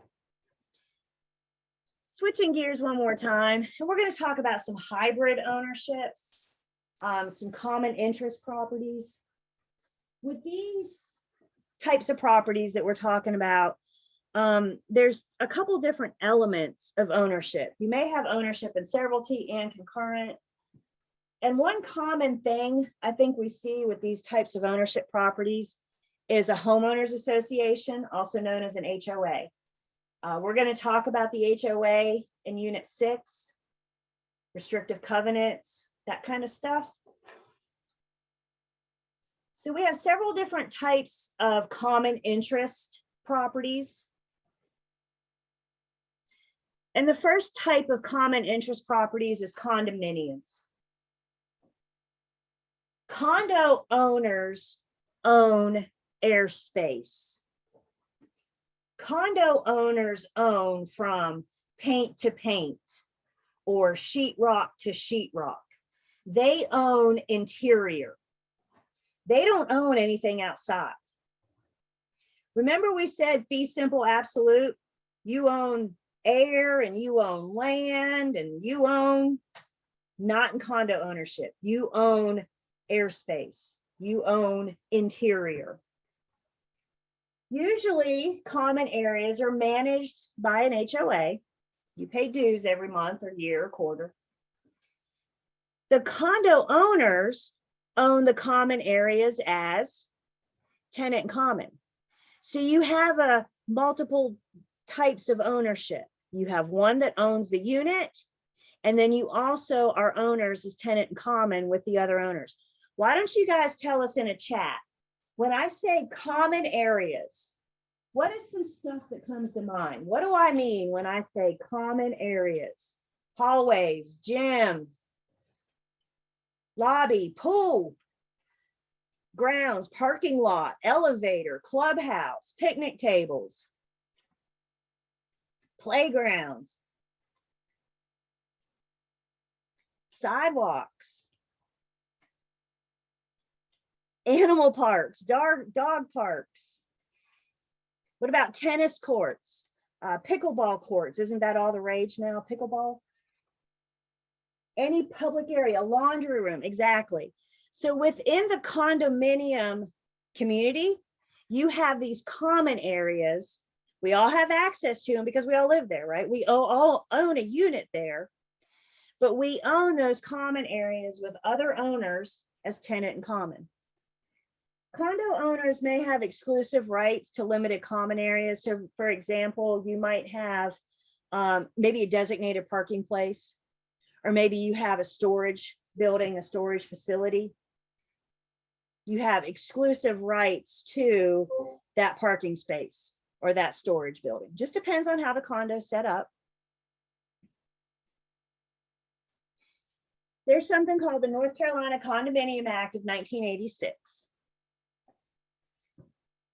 The North Carolina Condominium Act of 1986 puts some requirements on the developer of a new construction condominium, new construction.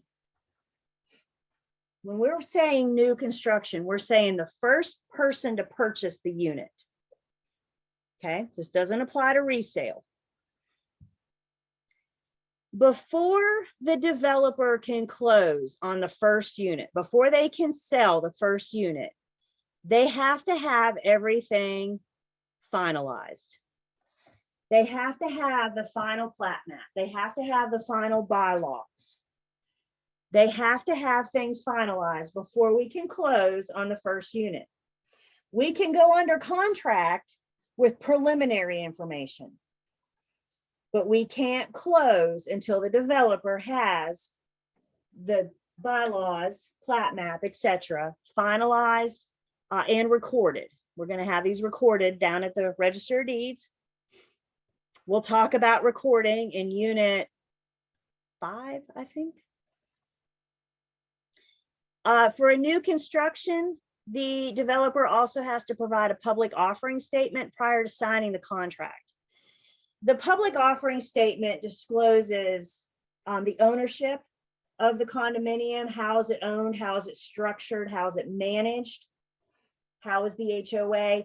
Is it going to be a property management company that's managing, or is it going to be like all the individual homeowners taking turns being, you know, president, vice president, secretary, treasurer?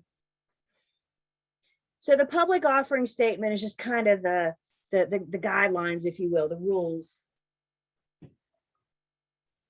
And the Condominium Act of 1986 says that the buyer of a new construction condominium has 7 days to rescind their contract. Let's talk about what this means. If you rescind your contract, you take it back. If you put down any deposits, you'll get your money back. When you rescind your contract, both parties go about their lives as if this never happened. You take the contract back. If you put down any deposits, you get your money back. This only applies to new construction, to the first sale of the unit. Is everybody with me? The second sale, this doesn't apply. The third sale, the 500th sale, it doesn't apply. It's a 7-day, there you go, satisfaction guarantee for new construction condominium. The Condo Act does mention resale. Again, the purchaser should be provided this resale certificate. Resale certificate is going to tell you how much the dues are, if there are any special assessments. For example, special assessments for a condo complex. Maybe it's time to put new roofs on. Maybe it's time to repave the parking lot, for example. So the HOA might do a special assessment, collect X amount from all the homeowners so they can afford to repave the parking lot. So this resale certificate is going to lay out any dues, assessments, And resale does not have a right to rescind. There is not that 7 day. Right, hear me? That 7 day is only for new construction, new construction condominium. Condos are the only form of ownership we have that you can be stacked. You can put one condo on top of the other. You could have, I mean, however many stories as you want. Again, because you don't own air, you don't own land. Everybody good with that? You just own the space. The HOA has got everything else.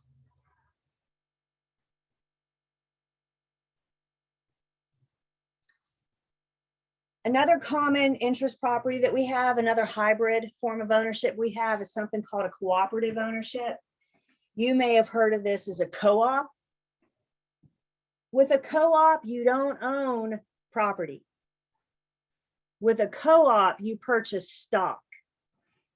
Stock is considered personal property. It's not real property. So with a co-op, you purchase stock, and that stock gives you the right to live there. That's what we mean by proprietary lease. There it is. It's an occupancy agreement. Proprietary lease, it's an occupancy agreement. Why do you have the right to live there? Because you bought stock. We don't see many of these in North Carolina. I tell you where we see a lot of these is older, bigger towns. Think like New York City, Boston, Philadelphia. I've heard of like one of these in Charlotte, but that's about all I know in North Carolina. I'm not saying you can't have them, just saying they're not as common here. Again, you don't own real estate. You don't own real property. You own personal property. You own that stock.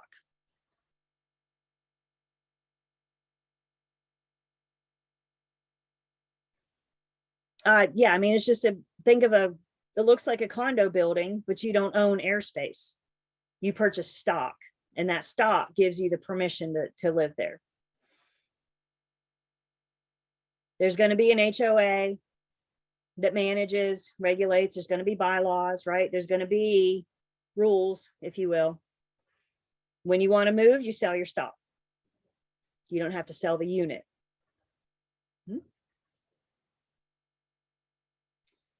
Insurance and property taxes. Oh, absolutely. Property taxes are probably rolled into the HOA dues. So you pay the HOA dues, and then the HOA pays the taxes, right? Because they can't tax the individual because you don't own property to tax, right? So they tax the community, and then your HOA dues. Same thing with insurance. You might have more of a renter's policy for yourself, for your stuff. But if the corporation, John, to your point, if the corporation takes care of any of that, don't worry, you'll pay for it. It'll be rolled into your HOA dues, or possibly a special assessment. Yep.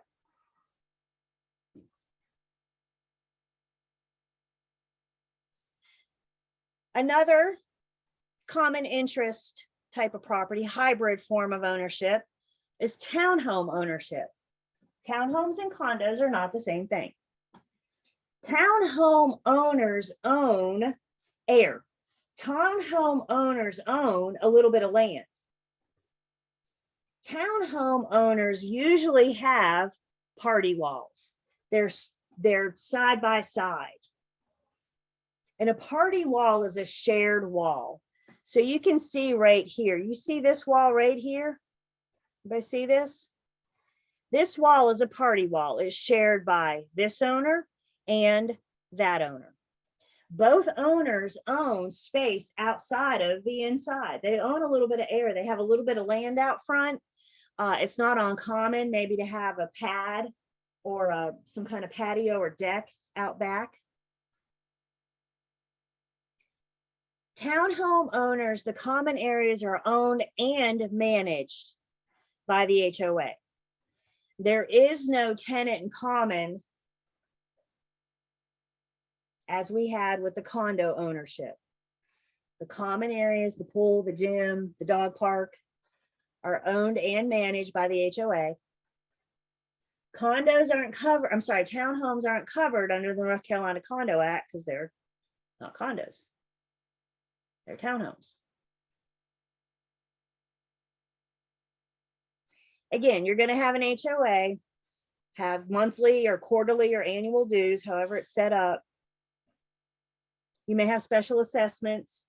If we want to redo the roofs, or it's time to put on new vinyl siding or pave the parking lot, they could still oppose a special assessment on all the owners.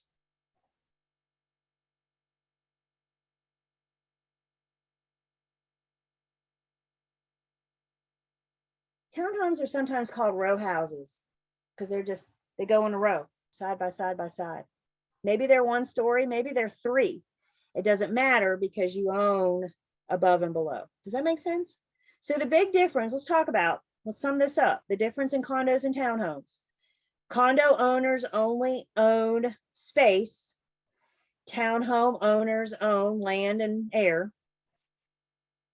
Condo owners, HOA is owned by all the owners as tenants in common. Townhome owners, the common areas is owned by the HOA. Do side-by-side comparison in your notes this afternoon, and that'll help you see those. Those are the two big differences.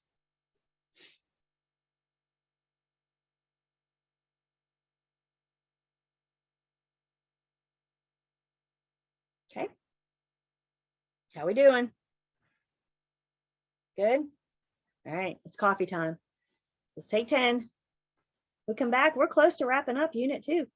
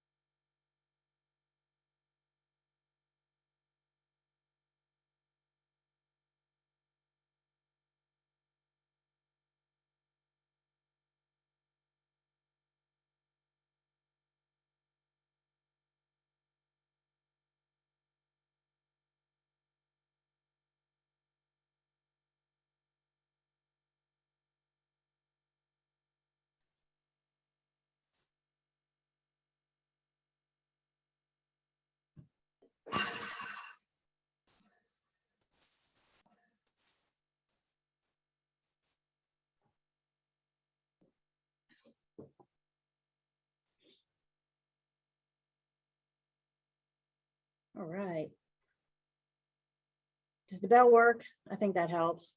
10 minutes can get away from you. If you're like me, I'm trying to like, unload my dishwasher and no, whatever else I run into. So I think the bell helps. Some of you told me that your pets don't like the bell that much.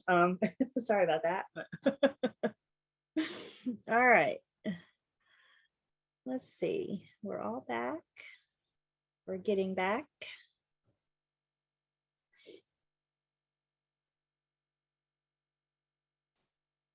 Welcome back.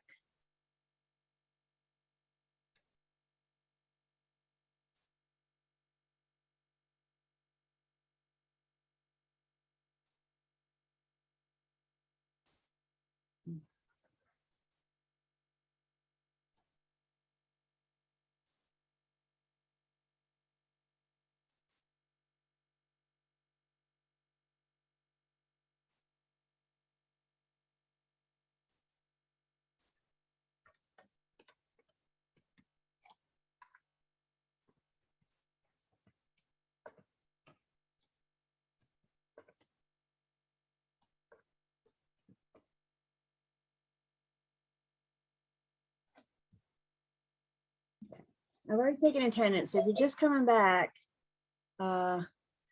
make sure, okay, we may need you to call Lane. If you're just coming back, I already taken attendance. So just let me know that make sure I got you. Yep, just call Lane. Brittany, so we got to get that worked out. Okay. Yep, cool. Okay.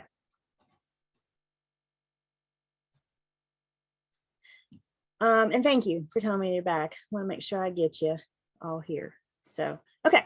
So we're talking about different forms of ownership, hybrid forms of ownership, common interests.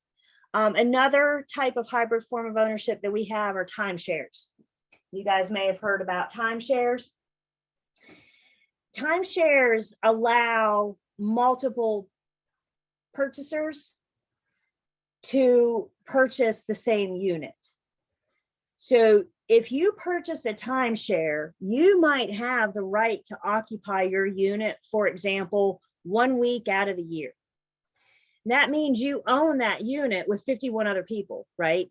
You have your designated week that you go, that's what you buy, is that right to occupy that unit, for example, 1 week during the year.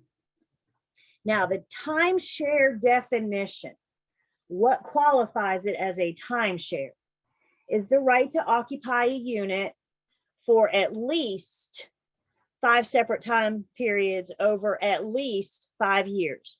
I need you guys to see that at least. At least is the minimum. If you buy for 10 separate time periods over 10 years, it's still a timeshare. Yes, because you met that minimum of 5. Everybody hear what I'm saying? So it's at least 5 years for at least 5 separate time periods for at least 5 years.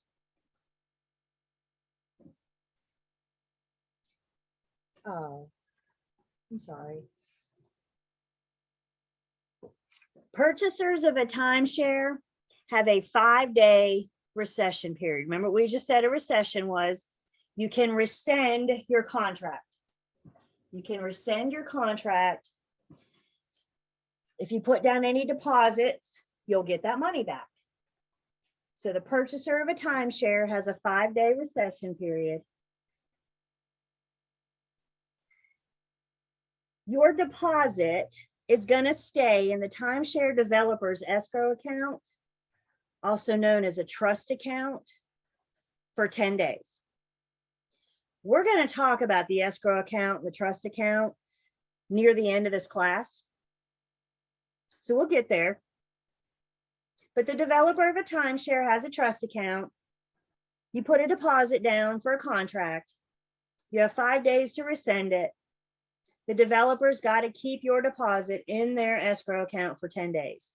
If you don't rescind at the end of 10 days, they just transfer it to their operating account and use it however they choose. In North Carolina, we have a Timeshare Act, the North Carolina Timeshare Act. And what the act says is that if the format meets the definition, what's the definition? You're looking at it. If the format meets the definition, it's going to be classified, it's going to be treated like a timeshare, despite the name. So you may have vacation properties or prepaid hotels, maybe a club membership. My point is, it doesn't matter what you call it. If it fits this definition, it's going to be treated like a timeshare. And that's the Timeshare Act. If it walks like a duck and quacks like a duck, it's probably a timeshare.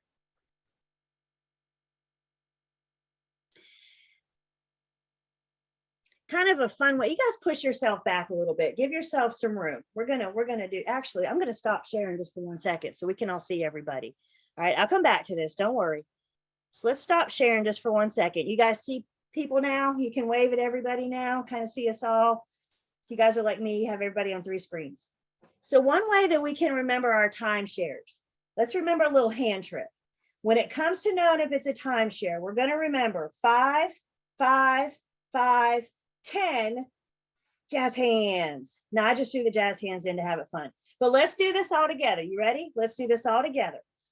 5, 5, 5, 10 jazz hands. That was weak. Whatever, you guys. One more time. How do we remember a timeshare? We remember 5, 5, 5, 10 jazz hands. I just threw the jazz hands in. You're not going to be tested on that. That's how we can remember a timeshare. In order for it to qualify, we have at least 5 or more separate time periods over at least 5 years. There's a 5-day recession, and the developer has to keep your money in account for 10 days. Another interesting thing about timeshares, something else that sets timeshares apart. We've briefly mentioned the North Carolina Real Estate Commission, and trust me, we'll spend more time talking about them and getting to know them. The North Carolina Real Estate Commission is who regulates, issues, and regulates and disciplines your license. The North Carolina Real Estate Commission cannot fine you. They simply regulate your license. Now, could the injured party hire an attorney and have the attorney sue you? Could they fine you? Of course. We're just talking specifically about the Real Estate Commission. The commission doesn't get involved with matters of money, except for the timeshare developer. This is the only time that the Real Estate Commission will get involved with matters of money. And the North Carolina Real Estate Commission has the power to fine a timeshare developer up to $500 per violation. So unless you're a timeshare developer, you cannot be fined by the Real Estate Commission. They can take your license, they can suspend it, they can revoke it. We will talk all about that, I promise. But they can't fine you unless you're a timeshare developer.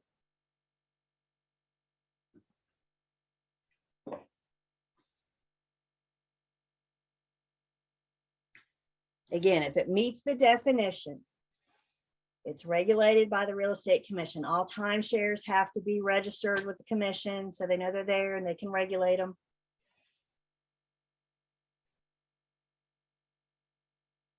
There's been some concerns in the past about timeshare developers being pushy salesmen. And so there's some rules, the Timeshare Act, for example, part of the reason why we have these rules, this recession period, is to allow the buyer time to make sure they know what they're buying. We don't want them to be pressured into one of these pushy sales tactics that some timeshares have a reputation of. Protecting the public. Remember, we said that's the commission's main purpose, is to do what? Protect the public, and that does mean when the public's purchasing the timeshare.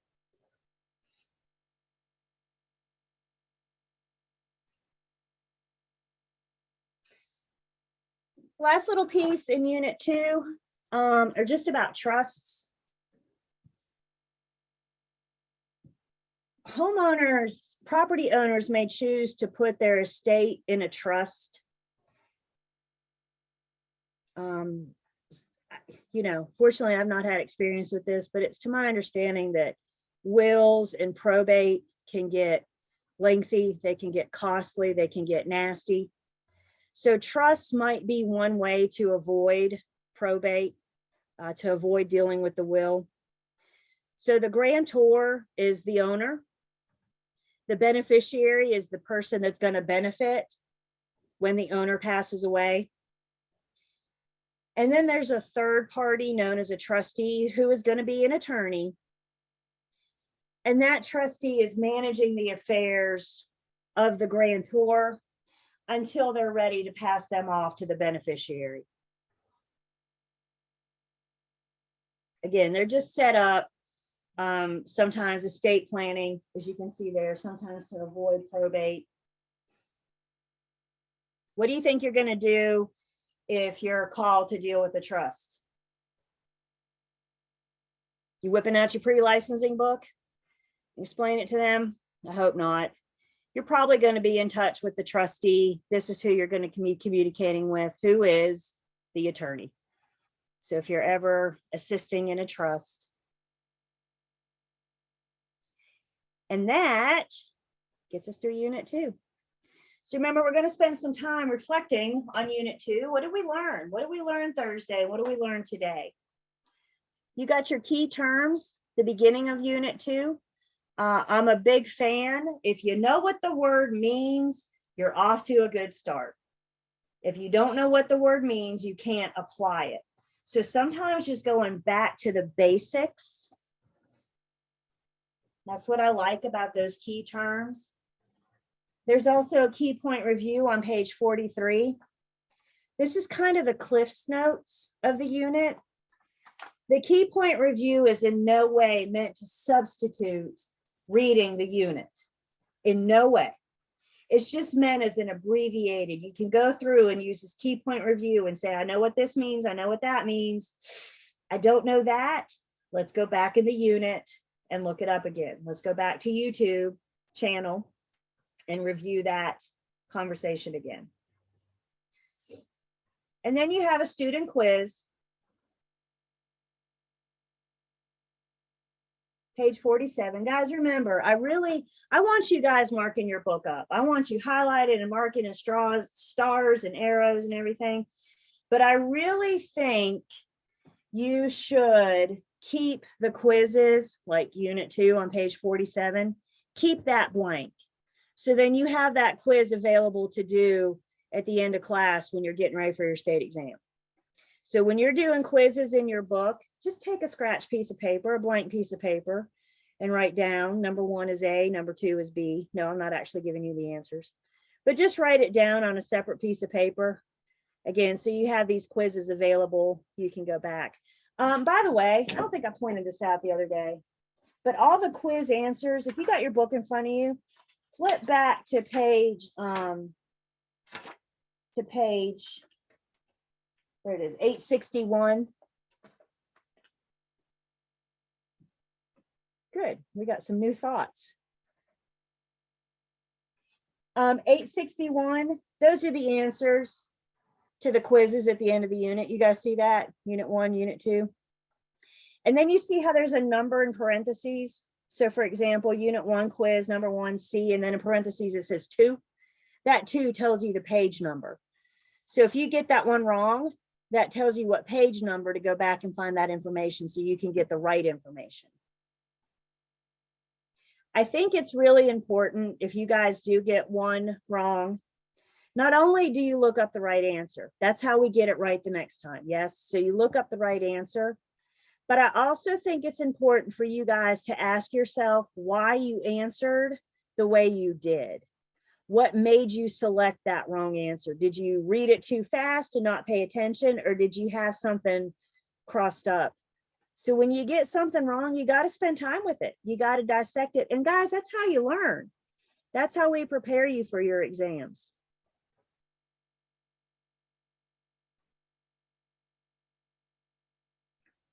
Sound good? Okay. I'm going to stop sharing just for 1 second. Bear with me.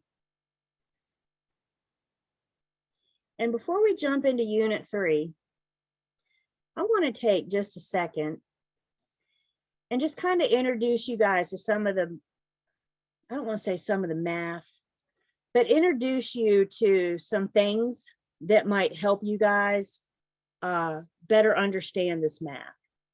So we're going to do a little math introduction. We don't actually get into the math until Unit 3. So we won't get there today. But you know what? On Thursday, we're going to start doing our first piece of math.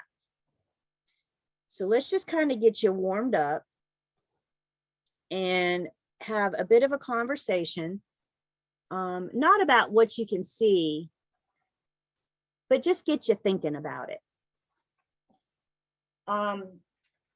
Remember, I'm recording too. I'm always recording. So you may want to make yourself a note that on July 12th at 11:25, we did a little math introduction, so you know where to go back and refresh this, where you can find it easily on the recording once I post it this afternoon. So let's talk about some of this math. What may or may we not expect? Usually, well, in this class, here's the good news. We're all getting, if you haven't already, we're all getting our basic calculator, yes? The reason we can only use a basic calculator, here's the good news. We're really only dealing with 5 keys: add, subtract, multiply, divide, and percent. Is that good news? We're not going to be doing like compound interest or anything crazy like that. So we're either dealing with add, subtract, multiply, divide, and percent. And when we're talking about, we do percentages a lot in this class. And when we're talking about percentages, we're talking about something per 100. Something per 100. So, for example, if we know that 5% of the homes of the street are yellow, that just means that 5 out of every 100 houses are yellow. It's a percentage of 100. So you have 5%, every 5 houses are yellow. Your math problems come in word problems. And I know, I enjoy math. Fill in obvious math nerd joke here. I enjoy math. But one thing that we all tend to struggle with is math is reading those word problems, taking that word problem and putting it into math. And so there's some key words that we can pull out. For example, when you're reading a word problem and you see the word of in a math problem is just a fancy way of saying multiply. So sometimes just reading the problem will help you know which one of your 5 keys are you doing: add, subtract, multiple, divide, or percent. So when you see the word of, let your little flag go up and tell you that that is a multiply. So basically what we're saying here is 350,000 times 25% is the same thing of saying 25% of 350,000. You guys with me? We took 350,000 times 12%, the problem, and we put it into a word problem with 25% of 350,000. So now you guys can tell me in a private chat. Math is always in a private chat. What is 25% of 350,000? The reason I always have you tell me in a private chat while you guys are looking at this, the reason when it comes to math, you will always tell me in a private chat. I fear sometimes that you guys are so worried about getting the answer wrong that you're afraid to try. And I'm here to tell you, if you don't try, you ain't gonna get it. So I want you to try. When we do math together in class, I want you to try. And the reason, private message to me, is because this is just between me and you. If you get it wrong, that's okay. That's how we learn. Let me ask you guys, would you rather put the math off to the side and try to figure it out on test day? Or would you rather start with the math now work some kinks out and get more right on the test. You guys have a bad habit. And we don't wait and do the math till the very end. Don't do that.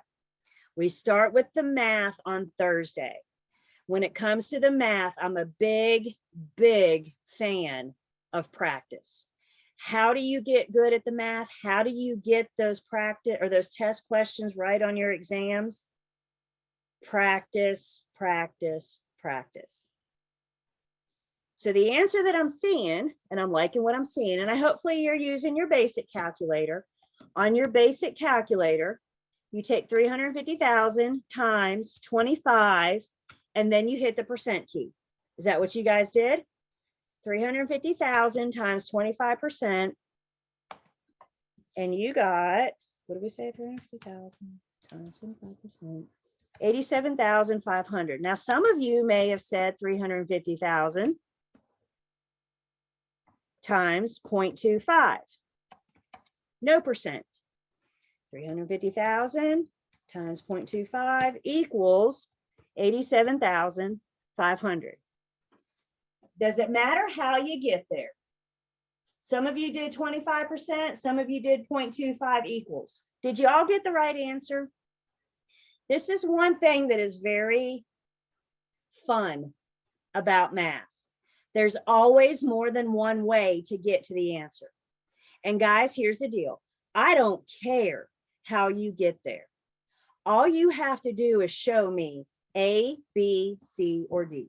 You don't have to show me your work. You don't have to show me how you got there. You don't have to tell me how you did it. All you have to do is say, Julie, the answer to this question is 87,500. How many of you, this drove me nuts in high school. Did you ever get points deducted because you didn't do the work the same way as the teacher did? You got the right answer, but you didn't do it the right. Did that drive you nuts? Well, guess what? We're past that. We don't have to worry about it. All you have to do is show me 87,500. I used to give the example. I can't do this anymore. I used to give the example back when we were in person. And I would say, you know, when it comes to math, what if I were to look at all of you and say, let's go to the mall. Let's get up right now, all hop in our cars and go to the mall. Now, I don't know where you're located, but I think it's safe to say, isn't there more than one way to get to the mall? Can't some of you jump on the highway and some of you may take a back road and some of you may hit a dead end and have to turn around? Does any of that matter? The only thing that matters is what? That you get to the mall. I don't care how you get there. I don't care how you get to the mall. Just get to the mall with me. Let's go to the mall and get this 87,500. And that's what I want you guys to, I'm going to offer tips and tricks and sometimes several different ways to do the math as we go. And I want you guys to try and practice, but please don't get hung up on, oh no, I didn't do it Julie's way. I'm going to get it wrong. As long as you got to the mall, you're good. Do I have everybody? Everybody with me? Head bobs, thumbs ups. Thank you guys. You guys put a lot of stress on yourself with this math because you didn't do it my way. I don't care. I don't care. Just get it right. That's all I want. Fair enough? A, B, C, or D. All right. So let's put what we just learned and put it in a problem. You guys tell me in a private chat what you think your total commission is going to be paid. And then I got a tool. I know a lot of you want to meet the T-bar. I'm getting there. I'm getting there.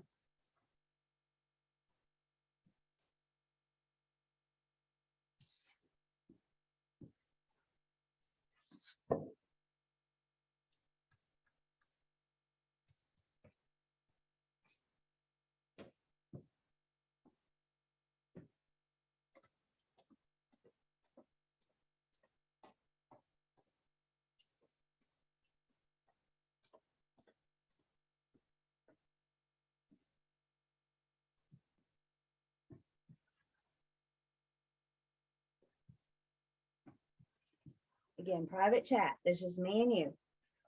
If you get it wrong, it's okay. That's how we learn. You guys ever watch little kids learn how to walk? Aren't they great when they learn how? They look like little baby Frankensteins, like stomping around, right? When kids are learning how to walk, do they fall down sometimes? And sometimes when they fall down, do they just sit there and say, oh, well, I guess I'm not going to walk? What do? They get up and try it again, don't they? Guys, we can learn from kids. If you make a mistake, that's okay. Learn from it. Get up, dust yourself off, and learn from it. All right, so we have a math problem in front of us. When you guys see a math problem similar to a non-math problem, the first thing I want you to do is just read the problem. Just read it. Don't try to pick your calculator up. You don't know what the problem is asking for yet. When you see a math problem, when you see any problem, just read it. So this tells us that Lane sells her home for $250,000, pays her real estate agent's firm a commission of 5% of the sales price. What is the total commission paid? Again, the stem of the problem is the question. What do we care about? What do we focus on? All we care about in this problem is the total commission. This is the stem of our problem. So we can take our purchase price, however way you want to do this, and then we're going to pay or times 5%. So how much commission? We're looking at $12,500. And I think that's what I saw for most of you.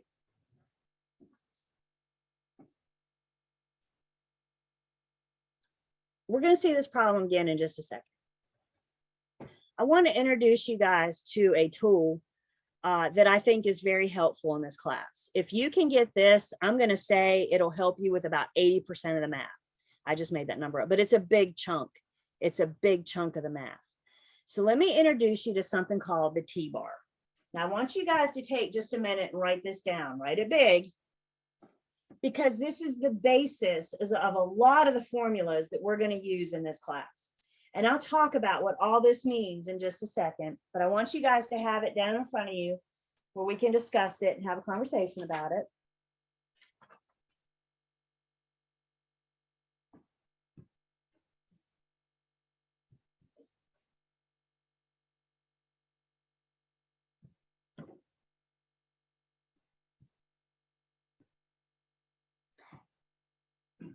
So the T-bar consists of three variables. The number on top is referred to as the part. The number on the bottom left is referred to as the whole. And then the bottom right is the rate or percent. You guys remember last week we talked about absolute words. We talked about words that have absolute meaning like always, never, must. Please hear me when I say this. The rate or percent always goes in the bottom right. The rate or percent always goes in the bottom right. When you're reading a math problem and you see rate or percent, this should not be the question. The rate or percent always goes in the bottom right. The other two numbers, maybe they vary a bit. We can talk more about those in just a second. This back fourth line right here, you guys see this? My east-west line, if you will. This line right here means divide. So if you have a number in the part and you have a number in one of these two places, you're going to take this number and divide it by that number to get the rate or percent.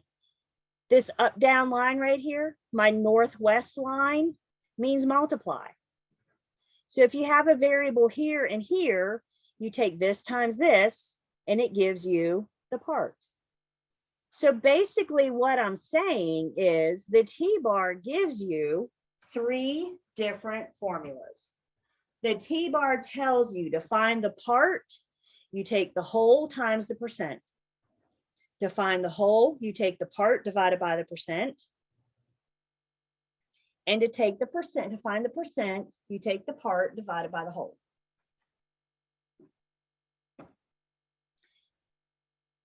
Let's look at an example. Let's say you have a sales price of $100,000. Your commission is 3%. And the problem wants to know what is the total commission paid. So I've read the problem. I know I can use a T-bar. So the first thing I'm going to do is throw myself down a blank T-bar that I can use. Julie said the rate or percent always goes where?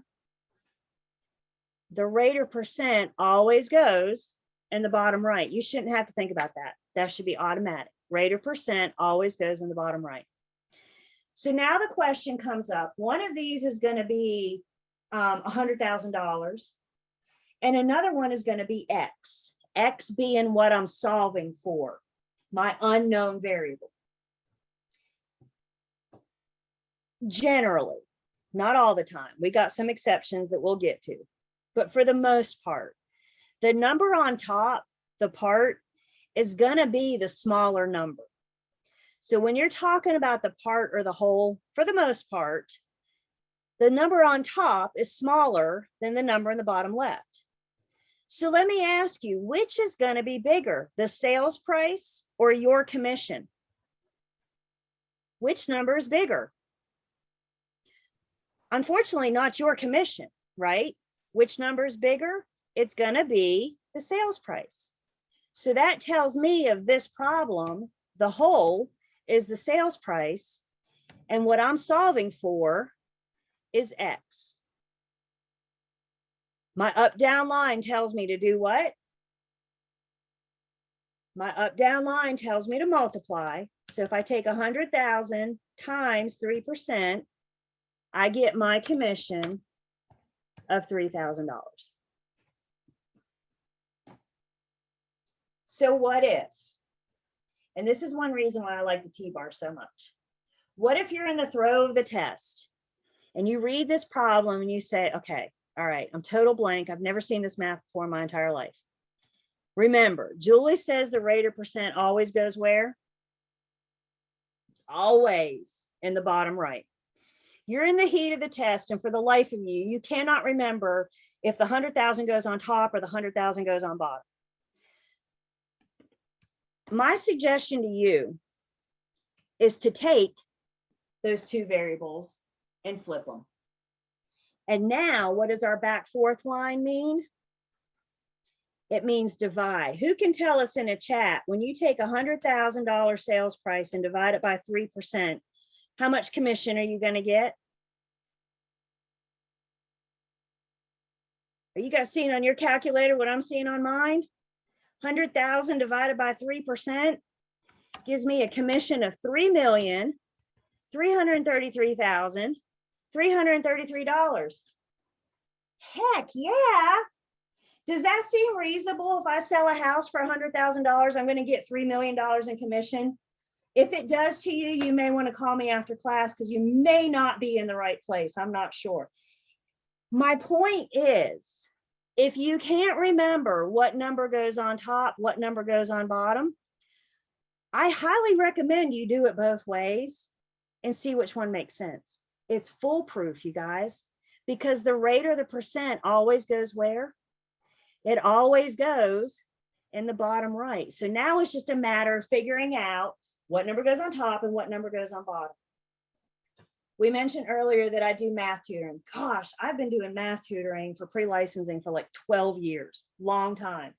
And hands down in math tutoring, I always get, the number one question I always get is, when do I divide and when do I multiply? And my highly educated response is do it both ways and see what you get. Why spend precious test time staring at a blank piece of paper, waiting on numbers to magically appear and do something? You can't do that. You guys don't have time. Pick your calculator up, pick your pencil up, do something, do it both ways. Okay, this is kind of the basis. So let's go back to the problem that we just did. We already know the answer, but let's look at it again, now knowing what we know about the T-bar. Let me give you guys a second. You don't have to tell me the answer because we already know. But now taking this problem and putting it in a T-bar,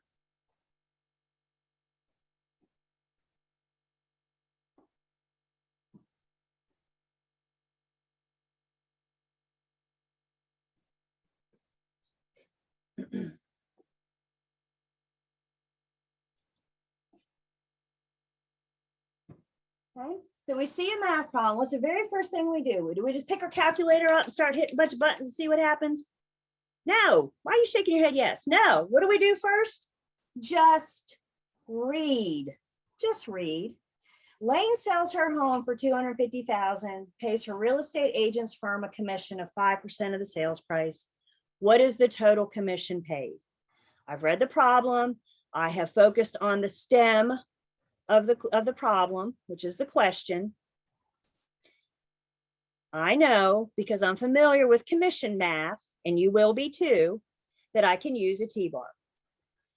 Julie says the rate or percent always goes where? Always goes in the bottom right. I got a sales price at $250, and the problem wants to know what my commission is. We've already decided sales price is bigger than commission. Yes? So the sales price at $250. What I'm solving for is my X, my unknown variable on top. My up down line means multiply. So you take 250,000 times 5%, and I get a commission of 12,500. We just did that same problem, but we applied the T-bar. Again, we're going to start working with the T-bar at the end of Unit 3. We're going to see it. We're going to do commission math. What else do we get to do? Profit and loss, several different maths throughout this course. And I think it all goes back to having practice and understanding of the T-bar.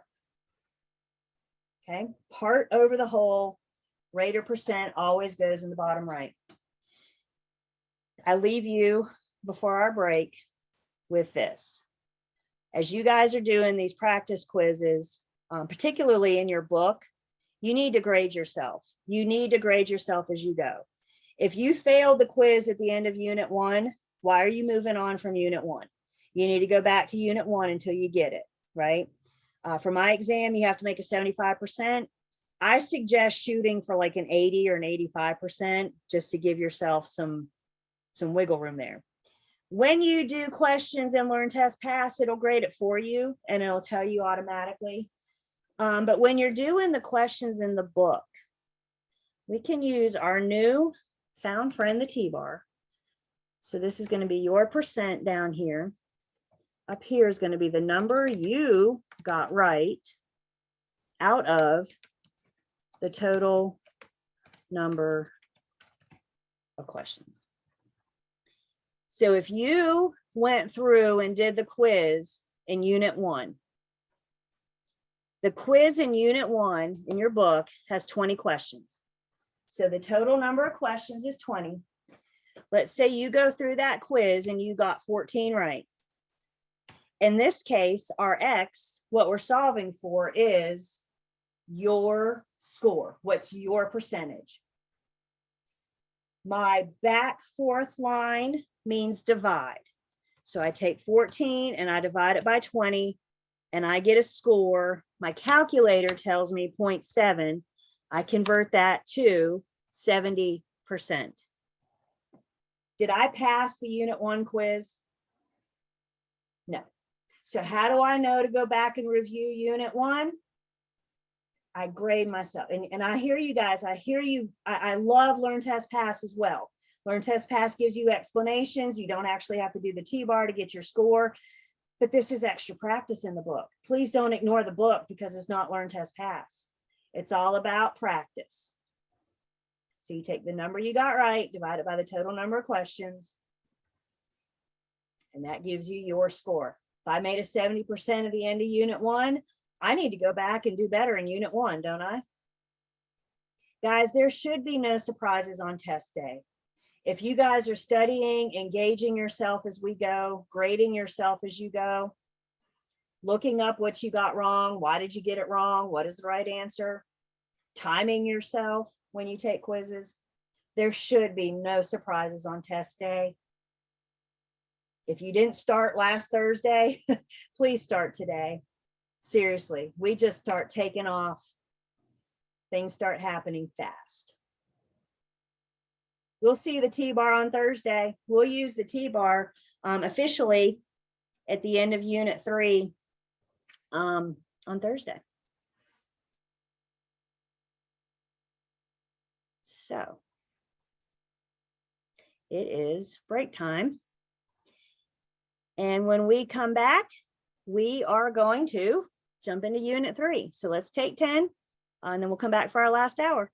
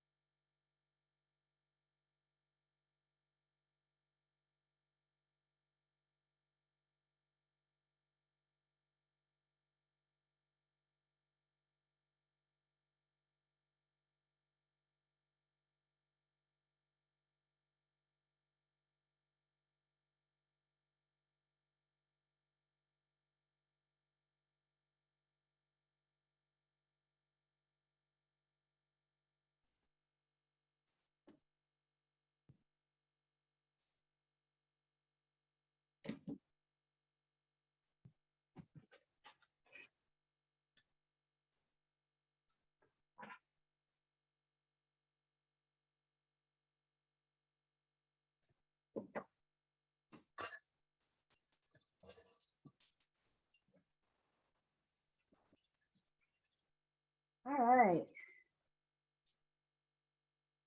How are we doing for the last hour? This is our first full week, isn't it? So, you know, last week we kind of got you warmed up. This week we're jumping in. Guys, please remember, if you haven't already, put the dates of the class in your calendar, because starting in August, we pick up some Wednesdays. So please, please, please take the dates for the class and put them in your calendar so you can be here, especially when things switch up a bit in August. So welcome back. We are going to take attendance. Everybody say cheese. I catch you guys in some funny screenshot poses, myself included. I'm usually talking, I've noticed, when I take screenshots. So it goes. All right. Y'all ready to jump into Unit 3? Yay. Unit 3. We just move right along. We'll get started on this today. Obviously, we won't get the whole way through it. So we'll pick up on Thursday, wherever we leave off today. And then, like I said, on Thursday, we got some math. So we'll do some math together on Thursday as well. Unit 3 is all about encumbrances on real property. Now, we're going to define what an encumbrance is in just a second. So in this unit, we're going to define encumbrances and then talk about different types of encumbrances. We're going to talk about property taxation laws in North Carolina. And then the math that we get to do on Thursday is property tax math. So we'll look at that using our T-bar, our newfound tool, putting it into use, into practice. Everything in Unit 3 is an encumbrance. So let's first talk about what the heck an encumbrance is. An encumbrance is just anything that affects title. Thank you, Eve. If you guys will please notice your chat between now and the time we leave, Eve has created your private Facebook group. So you can click on that. And then please don't do anything else besides click until after class. I don't want you guys spending your time in class chit-chatting together. I would consider that a distraction. Could everybody agree with me on that? So just click on it, get the link, and then you can do whatever you want to after class. So an encumbrance is just anything that affects title to real estate. Maybe it's good, maybe it's bad. It's just something that affects the title. It's some kind of limitation. It limits what we can do with the property. Encumbrances are almost always appurtenant. Y'all remember that fancy word from last week? What does appurtenant mean? It means it runs with the land. It's a right or privilege that run with the land. So encumbrances are almost always appurtenant. Somebody asks if encumbrances can make the title unmarketable. Some can. We'll talk about what makes a property unmarketable, which encumbrances. People buy properties every single day with encumbrances. An example of an encumbrance that we're going to talk about is called an easement. It's safe to say your property has some kind of easement. Do you like power? Do you like water? You probably have some kind of easement from the power company and the water company. They have an encumbrance on you. Again, we'll talk about easements in just a second. So an encumbrance is just a right or interest held by somebody that's not the owner. You're not the owner of record, but you have a right to be there. Again, please don't think of encumbrances as good or bad. Some are good, some are bad. It's just something that affects title. The first type of encumbrance that we're going to talk about are liens. When you guys see the word lien, I want you to see the word loan. If you have a lien on your property, you owe somebody some money. If you have a lien on your property, you owe somebody some money. The majority of us, for example, have a mortgage. A mortgage is a lien on the property saying that I owe the bank money. I owe money. That's my lien.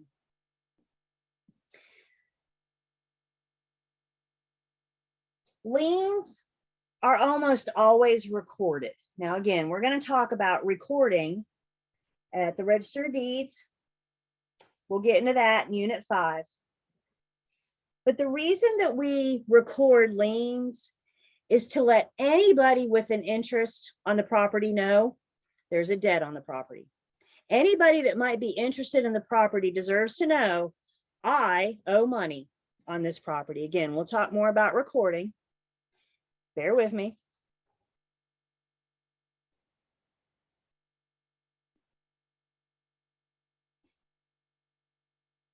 Let's see.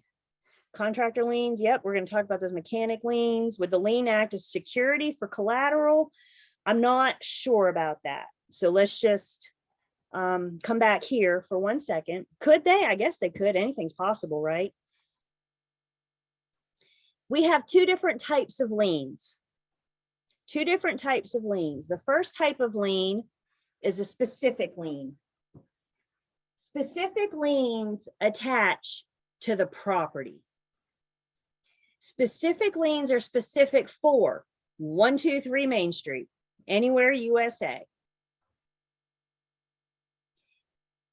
If the specific lien is not paid off, and then you convey the property, the new owner acquires your lien. Why? Because they're pertinent. They're specific to the property. As buyers, when you purchase a home in North Carolina, you have a closing attorney. One of the things that the closing attorney does is make sure that the owner clears up any specific liens before they convey. So when you get the property, you don't have somebody else's debt. Another reason why we record, right? How does the closing attorney know you have specific liens on the property? Because they're all recorded. Again, we'll talk about that, closing attorney, all that. We'll get into it in Unit 5. In North Carolina, our deed of trust, we're just fancy in North Carolina. We call our deed of trust the mortgage. So when you purchase a home using a lender, getting a loan, one of the first liens you're going to have on your property, the first lien you're going to have on your property is the deed of trust, the lien to the lender, the mortgage. Real property taxes are specific. Let me rephrase this. Unpaid real property taxes are specific lien that attach to the property. Government special assessments are specific lien that attach to the property. Remember a few minutes ago, we talked about HOA special assessments. So the HOA may impose an assessment on the community for like, I don't know, repaving the parking lot or putting new roofs on. The government may also put a special assessment on a property to do a public improvement.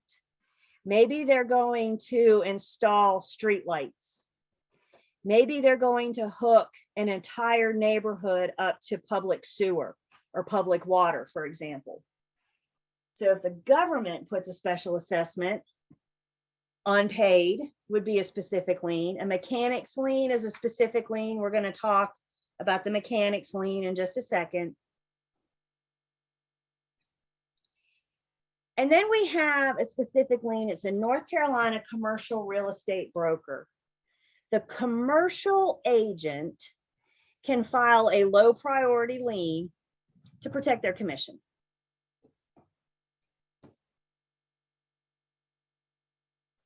Again, what are these? These are specific liens, which means they attach to what?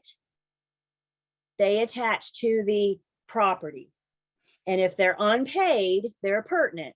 So the new owner gets the previous owner's debt. See why we want you guys getting an attorney involved? When you buy a home, you want to start with a clean slate, right? You just want your debt on it. You don't want somebody else's debt on it. And this is a big job of the attorney. Our taxes and our government special assessments are known as superior liens. Superior liens meaning they get paid first. The government makes the rules. The government's going to make sure that they get paid first. That makes so much sense to me. If I made the rules, you know who would get paid first? Julie, absolutely. So the government makes the rules. The government's liens are superior liens, which means they get paid first. Most other liens are paid in the order in which they're recorded. We're going to learn that North Carolina is a pure race state, pure race, which means the first person to get their lien to the courthouse wins. Most liens are paid in the order in which they're recorded. We're going to talk, the exception to that is mechanics liens, and we'll talk about that in a second. So we'll talk about lien priority. Superior liens are always paid first. Most liens after that are paid in the order in which they're recorded, mechanics being a second. We're going there next. A question comes in, when letting a buyer know about a lien, like a mortgage, can't the seller use the money they get from the transaction to pay off their mortgage? That's exactly how it works. The closing attorney does a very thorough search of the public records. They find all the outstanding liens, and at closing, they take the proceeds from the sale of the property, pay off the liens, and then the seller gets what's left. Have you guys ever heard of a seller being underwater, an owner being underwater? They owe more than what we can sell the property for, which means they have more liens than what we can sell the property for. Sometimes sellers have to bring money to closing, but the seller gets paid what's left after all of these outstanding liens are paid first. Again, why we have the closing attorney. So let's talk about this mechanics lien. This is kind of the different one. So let's talk about what the heck a mechanics lien is.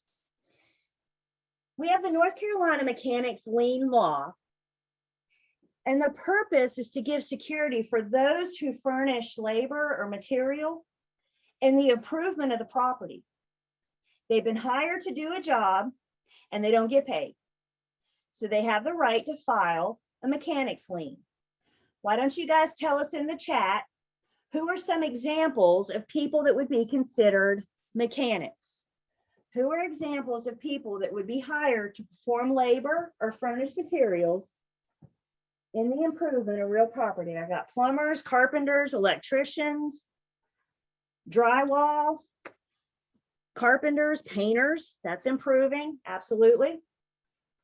General contractors, roofers, pool builders, absolutely. Architects for design, I would agree. Fence, landscaping, I was going to say landscaping, flooring. You guys see what we're doing here? All these people, they perform a service. They either provide labor or furnish material in the improvement of real property. And guess what? If you don't pay them to do the job, then they have the right to file the lien on your property. That makes sense, doesn't it? They got to protect themselves. So we have these mechanics liens. Question comes in, how can the outstanding lien be transferred? That's why we have an attorney. An attorney makes sure they're paid off so it's not transferred. Surveyors. So with the mechanics lien law, there is a kind of a separate rule that says any home project that's more than $30,000 has to have a designated lien agent. This lien agent is usually maybe a contractor, for example. In other words, we have one person that's responsible for making sure everybody in the project's getting paid. I mean, if you have a project of $30,000 or more, you're probably dealing with multiple mechanics. You may have the contractor, the electrician, the plumber, the painter, the flooring guy, right? You have several people involved. So anything over $30,000 or more, we have a lien agent to make sure that the work gets done, but also to make sure that everybody's paid.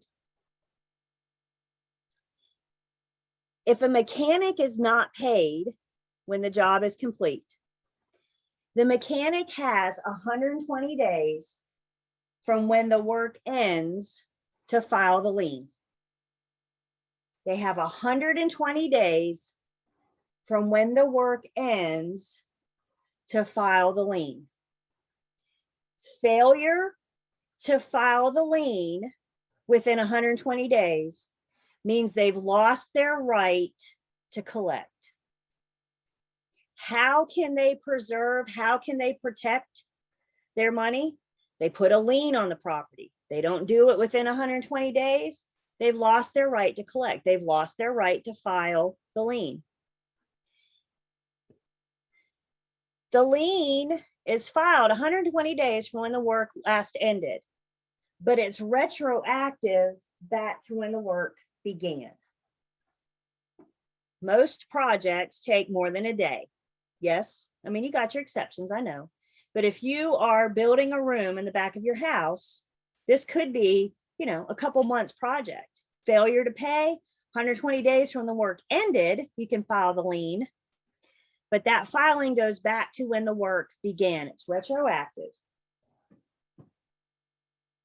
Mechanics also have the option of bringing action to enforce, which means they could foreclose on you. If they're going to bring action to enforce, they have to do so within 180 days of when the work began. And we're going to look at some examples in just a second.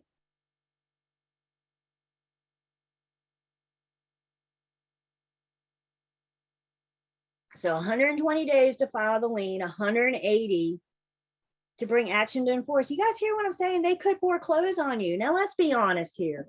Do you think the plumber is in the business of foreclosing on properties? Probably not. I'm not saying that they can't.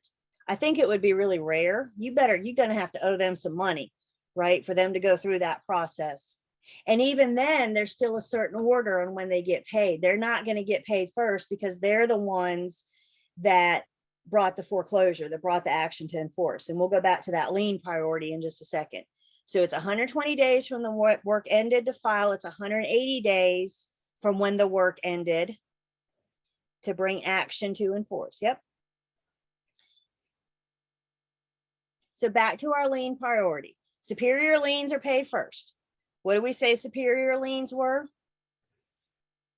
Property taxes and government special assessments. You got that? Property taxes, government special assessments, superior liens. All other liens are paid in the order in which they're recorded, except for the mechanics lien. The mechanics lien is paid in the order in which the work began. The lien priority goes back. It's retroactive to when the job started. So mechanics liens, it's a race to the courthouse. The first one there, the first one that records their liens, they're paid in the order in which the work began, except for the mechanics lien. It's paid in the order in which paid in the order in which it's recorded. There we go. Except the mechanics lien, it's paid in the order in which the work began. So we're going to look at some examples.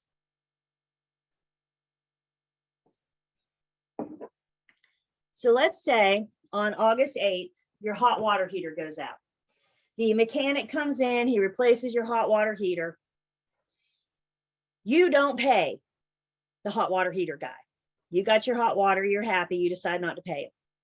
120 days, roughly, they have 120 days to file the lien. So roughly 120 days from when the work began. It's retroactive back to August 8th. You guys with me? They have to file it by December 8th. It's retroactive back to August. If they want to foreclose on you, they have 180 days from when the work began. So water heater goes out, 120 days to file the lien, 180 days to bring action to enforce. Let's say August is a really bad month, and 2 days after your hot water heater goes out, your AC quits working. It quits on the 10th. The work is completed on the 16th.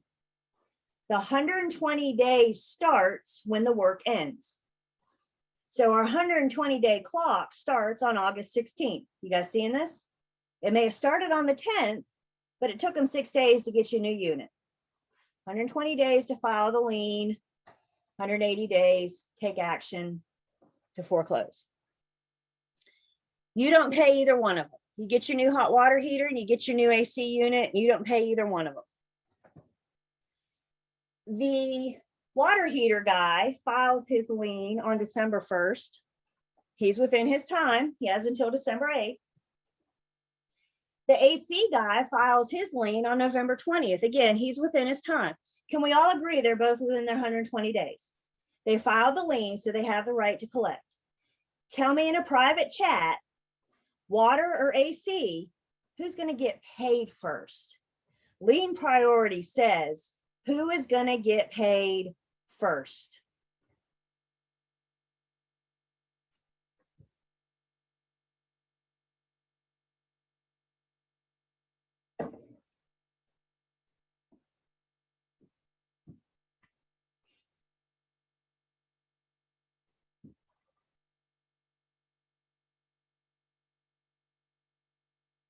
They both filed a lien. Now with lien priority, who gets paid first? AC or water guy?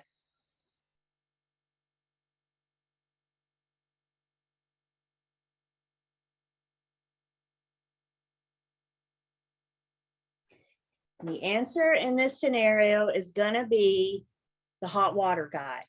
Why? Because mechanics liens not paid in the order in which it's recorded. It's paid in the order in which the work began. I'm going to go back just for 1 second. Who started first? Who began the job first? The water guy. It started and ended on August 8th. Okay, this is what we mean. It's not paid in the order in which it recorded. Who recorded first?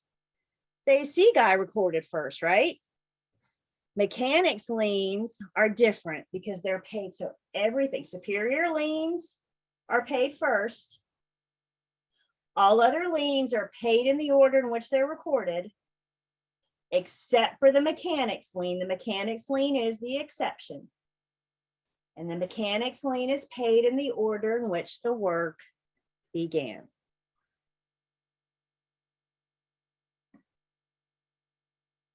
Mechanics liens are are a specific lien, which means they attach to the property. So let's talk about this for just 1 second. You get a call to list somebody's house for sale. Yay. And you go out to the house and you're going around, you're walking around with your little checklist and you're getting it ready, gathering the information. And you notice there's some recent work done in the house. Maybe you notice a smell of fresh paint. Maybe you notice new carpet. Maybe you notice the landscaping is nice and neat and new. Let's pretend for a second that the seller does a lot of work to the home to get ready to list it and sell it. And if the seller doesn't pay that lien, those liens, within 120 days, the mechanic can file a lien on the property, right? So we get ready to go on the market. We have the painter come over, paint the house. We don't pay the painter. We list the house. House goes under contract. House closes. And it's been like 110 days. Once we close, then the mechanic files the lien. Could the attorney have found that in the public record search? No, it didn't exist yet, did it? They haven't filed the lien yet.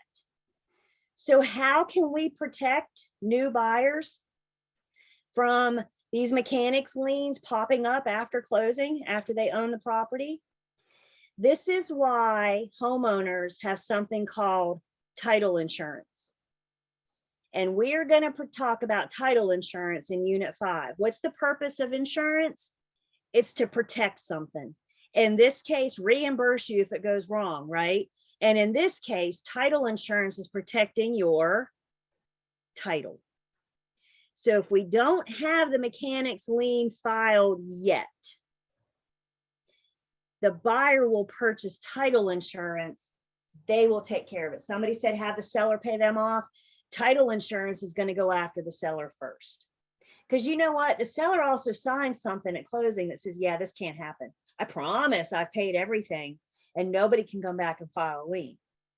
So if they promise and lie, title insurance will go after the seller, not the new owner. It's not their responsibility. That's why they purchase title insurance. Same thing when we're under contract. If the seller agrees to do any repairs for the buyer, maybe they agree to fix the electrical, but they never pay the electrician. We go to closing, the electrician files the lien. The new owner has a lien on their property that they didn't do. That's why they have title insurance. Question comes in, do I recommend title insurance to my buyers? You bet. And I'm telling you, if your buyer's getting a loan, the lender will require it. If the buyer is getting a loan, the lender will require title insurance. Again, we'll talk more about that in Unit 5. Seller, sign an affidavit. I promise everything's paid. I promise nothing can come back after closing. Do people lie sometimes? Unfortunately, they do, right? So title insurance is going to protect the new owner if we have a shady seller. Okay. So specific liens, if specific liens attached to the property, that means general liens attached to the person. Specific liens attached to the property. General liens attached to the person, all paid in the order in which they're recorded, except for the mechanics liens. Some of our general liens that attach to the person, which means they're going to follow you wherever you go until you get them paid off. You want to get a home loan, general lien is going to pop up. Want to get a car loan, want to get any kind of loan, the general lien is going to pop up. They will follow you until they're paid. A judgment is a lien that's issued by the court. You owe somebody some money that the court ordered you to pay. Maybe it's the result of a lawsuit, for example. Personal property tax liens. We have personal property taxes on our toys, right? The car, the boat, the RV, the jet ski. Failure to pay your personal property taxes will create a general lien on the person.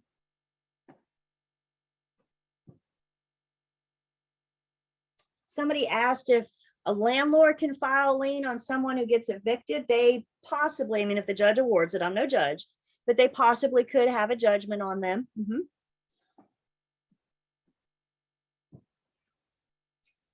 State tax liens. This is your unpaid income taxes, for example. And then federal tax liens are your unpaid IRS taxes. State taxes may also include like a state inheritance tax, for example. Again, failure to pay is going to create a lien. So specific liens attached to the property, they're specific to the property. General liens attached to the person. Superior liens are always paid first. Real property taxes and government special assessments. All others are paid in the order in which they're recorded, except for the mechanics lien. That's paid in the order in which the work began. When you see lien, see the word loan. You owe somebody some money. How do they protect their interest? They file a lien. You cannot convey that property until you pay them off. Pretty simple.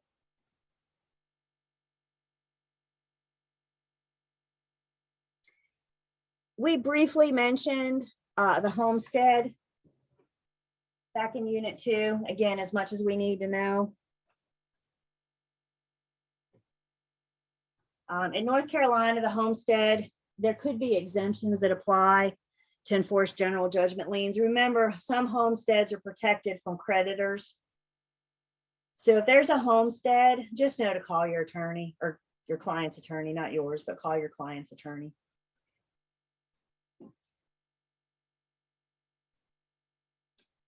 And then as we've been talking about, there's this lien priority. Lien priority says who's going to get paid in what order. Superior liens are always paid first. Everything else is in the order in which it was recorded, except for the mechanics liens. So when it comes to lien priority, let's picture people standing in line with their hand out. They're standing there with their hand out. They're waiting to collect. All you got to do is sell your house. The proceeds of the sale will go to them first. What we mean by lien priority is who is standing in what order. The government standing there first, usually your mortgage, anything in order which it was recorded. Mechanics liens fall in the order in which it gets. That's what we mean by lien priority. And if you owe more than your home is worth, when we get near the end of the line, not everybody's going to get paid, are they? Not all these liens will get satisfied. So either you need to bring money to closing, or you face the consequences. They could put a deficiency judgment on you. Maybe they forgive you, maybe they don't. We'll talk about foreclosures and short sales when we get into units 14 and 15. But ideally, you can sell the house, sell the property, pay your liens off, everybody that's standing there with their hand out, and then whatever's left, once everybody's been paid, that's the seller's proceeds.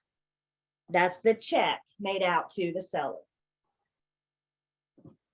Question comes in, is it possible for there to be a lien on the property that the owner knows nothing about? You betcha. Sometimes sellers are shocked when they go to sell their house and they find out there's a lien. Again, that's the closing attorney's job, is to discover all those liens.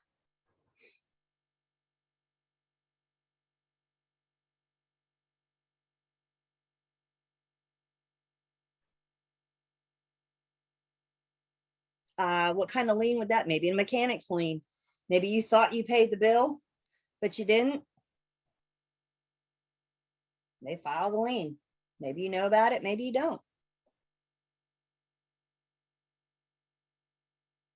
Keep your paid in full invoices, you guys. Keep those paid in full receipts, right? Because if you come back and say, no, I paid that, you're going to have proof.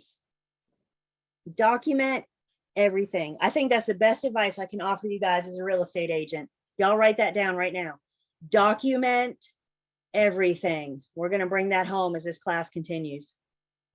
But I think that's also just good advice for everybody. Homeowners, renters, people in general. How do you protect and save yourself? You document everything. We'll talk more about that. Question comes in, do liens drop off after 30 years? Not that I know of. Now, I'm no attorney, and I don't know that for sure. But somebody's still standing there with their hand out.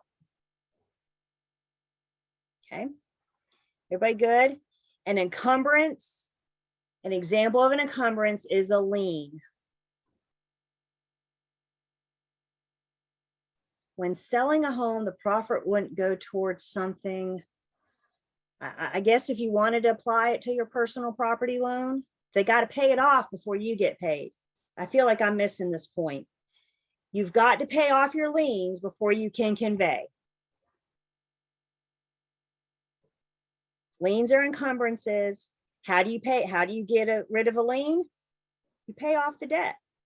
That's all we're saying is you owe a debt.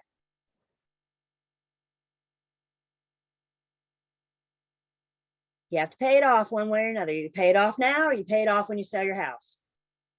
Do I have everybody? Thumbs ups. Will general lien show up on credit report? If you go to apply for a loan, yes, general lien will show up.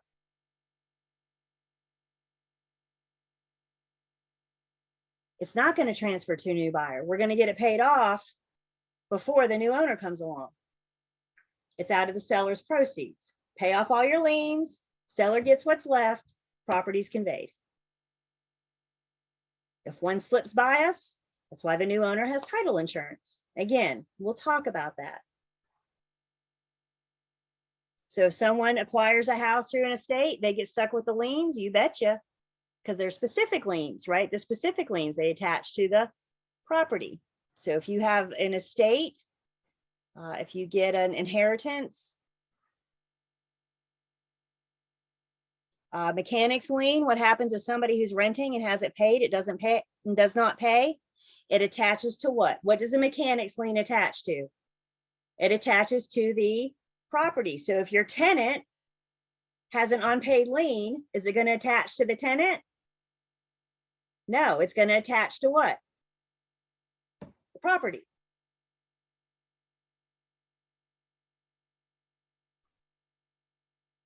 Okay. All right.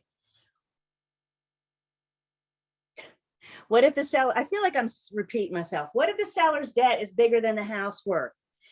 Then they're underwater and they have to bring money to closing if they want to convey. They got to pay the liens off before they can convey.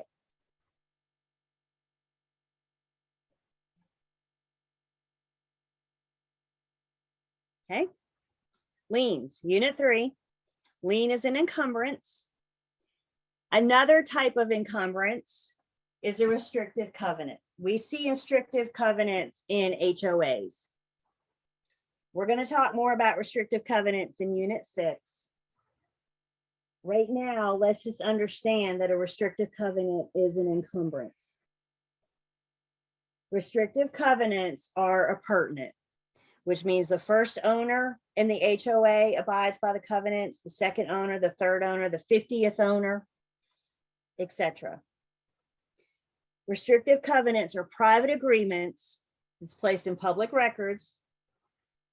They're enforced by the HOA. Maybe the HOA is a property management company. Maybe the HOA is the individual owners that take turns serving on the board. So they may all take turns being the president, vice president, secretary, treasurer, etc. Covenants are imposed by the developer. The developer of that subdivision puts the covenants into place. And all future owners will abide by those covenants. Again, we'll talk more about these when we get to Unit 6. The whole point of covenants is to help preserve the value. I've learned over the years, some people want to be in an HOA to have standards. Other people don't want to be in an HOA because they don't want to be limited, right? They don't want to be told that they can only paint their front door a certain color, for example. All covenants are different. They all have different standards. Some are more strict than others. Some will tell you what color you can paint your front door. Some will tell you how tall the grass can be in the front yard. Some will tell you that you can't have cars on cinder blocks in the side yard. They're all different.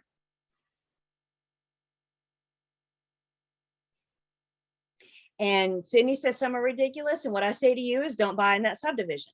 If you don't agree with the covenants, with the rules, then don't buy in that subdivision. It's kind of like that. You don't agree with the rules, don't buy in this community. Never encourage your buyers to go, you can change them. No, there's courts involved in voting, and it's not as easy as just changing them. So if your buyer says, I want to put a fence up, and the covenants say no fence, your buyer may not want to buy in that HOA. Does that make sense to you guys? Another encumbrance is called lis pendens. Here's our Latin lesson for today. We've had a French lesson, and now we get a Latin lesson. Lis pendens is Latin for litigation pending. A lis pendens is a legal stop. Don't buy this property There's some pending litigation going on. And depending on the outcome of this litigation, maybe it's the owner's property, maybe it's not. The purpose is to prevent the seller from selling until this litigation gets resolved. This is going to be recorded. It's going to be public record. Closing attorney is going to find it, and they're going to say, don't you buy it. It's in the throes of some kind of lawsuit. And until we know the outcome, until we know the result, don't you buy this house. It's a legal stop.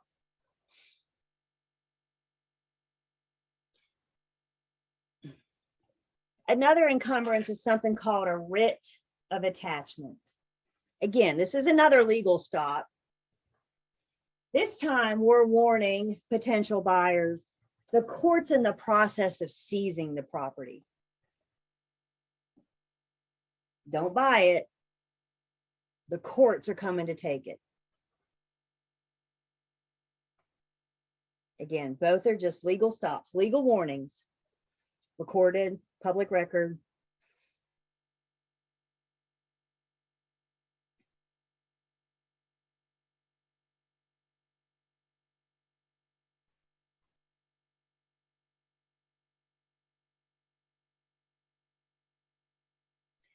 Another encumbrance that we mentioned a few minutes ago are our easements. An easement is a permission to use somebody else's property. You don't have ownership, you don't have possession, you have permission to use somebody else's property. The example we gave a few minutes ago was the water power companies. They need to run their equipment to your house to hook you up to water and power. Water and utility, I should say. That would be an example of an easement.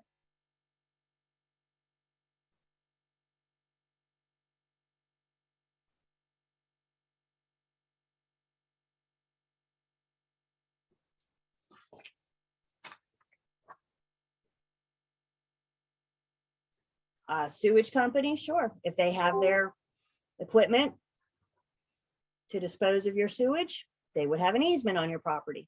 Their equipment's on your property.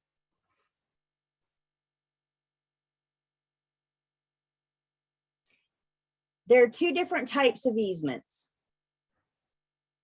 The first type of easement is called an appurtenant easement. What does the word appurtenant mean? It runs with the land. So what does this easement do? This easement runs with the land. Appurtenant easements affect two and only two tracts of land. How many do they affect? Two. And those tracts of land are side by side. They're touching, if you will. The easement is appurtenant to both tracts.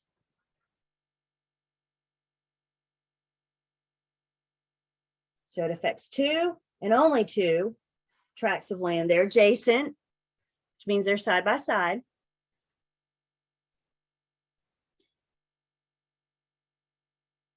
The two tracts of land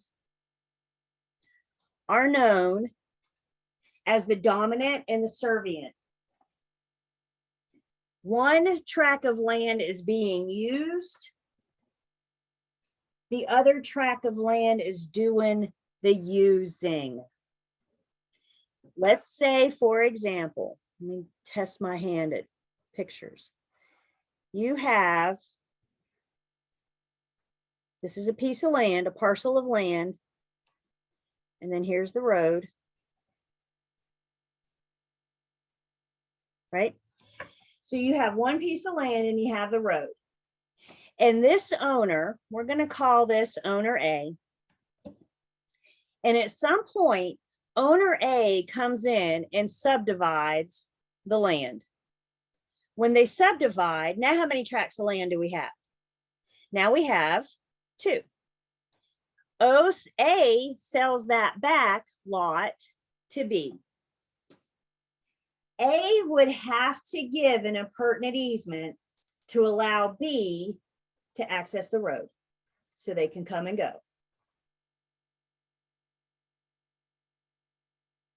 A would be the servient.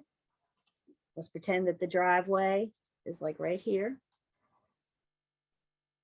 So A would be the servient. They would be the one being used. B would be the dominant. They would be the one doing the using. Doesn't B have to drive over A's property to get to the road? So A's a servient, B's a dominant. There's another picture in your book, page 56. Again, B has to use A's lot to access the road. Why can't they just tear down the trees? I don't know the answer to that. But what we do know is the way this is set up, the way it's designed, B has got to use A's lot to come and go. Pertinent easement, 2 tracts of land.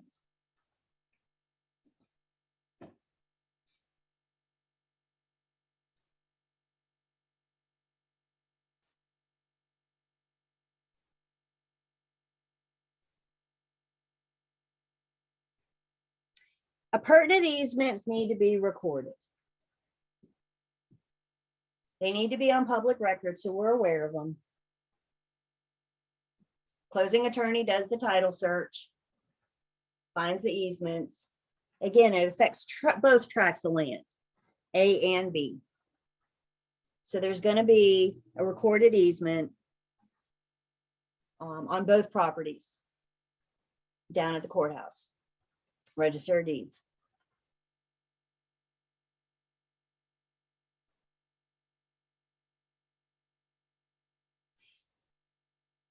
An appurtenant easement could also be considered a party wall. We talked about party walls a few minutes ago with the townhome. Could also refer to a shared driveway, party wall. You have 2 properties using the same, in this picture, driveway. I mean, even their garage has a party wall. You guys seeing this?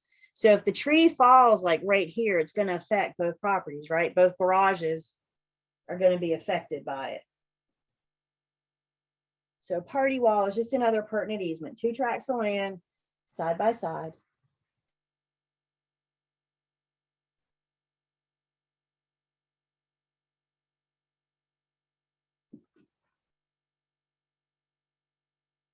So pertinent easement is the first type of easement that we have. The second type of easement we have is an easement in gross. An easement in gross could be 1 tract of land. It could be thousands of tracts of land. A personal easement in gross is not a pertinent. A personal easement in gross, the owner is given somebody permission to use the land for as long as I own the property. Personal easement is usually just one person. And I give you a personal easement in gross. Let's say in the back of my land, there's a pond and you want to come fish on my pond. Maybe I grant you a personal easement in gross that gives you permission to come fish on my pond. When I sell my home, it doesn't convey, it's not a pertinent.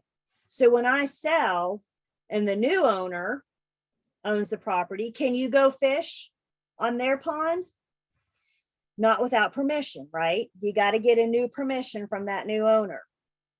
Otherwise, you're trespassing.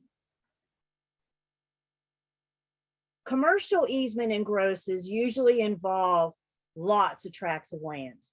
Commercial easement in gross is our power company, our water company, R&R railroad. If you have several tracts of lands that have a railroad track through it. Abby, similar to a license. We'll look at license. We'll see that on Thursday. So very similar. One's recorded, one's not, basically is your difference. So commercial easement in gross is your, like again, your power companies, R&R railroads. With an easement in gross, there is no dominant estate. There's just the land being used. Power company runs their power poles through your yard. They have the right to come on your property to maintain their power poles. They have this easement, commercial easement in gross. The commercial easement in gross terminates with the death or the end of the easement owner. In this case, the easement owner would be the power company. So let's say, for example, Duke Power has their poles on your property. They have a commercial easement in gross and they have their poles on your property. And Duke Power sells to somebody else. The new power company would have to get a commercial easement in gross to have their power poles through your yard. It doesn't transfer automatically. Now, the new power company has really good attorneys and they know to incorporate all this into the land, into the sale. That's correct. It's not a pertinent. If Duke Power were just to shut their doors down, I think we'd have bigger problems in easements. But if Duke Power were just to shut their doors down, then it's not a pertinent. It wouldn't automatically go to the next, whomever buys it.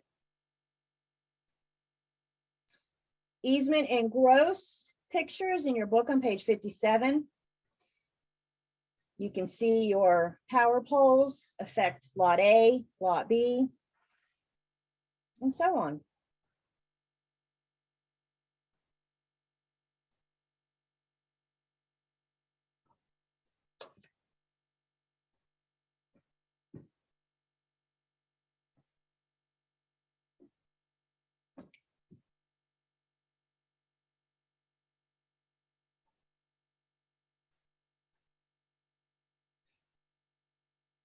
Couple of different ways we can create easements.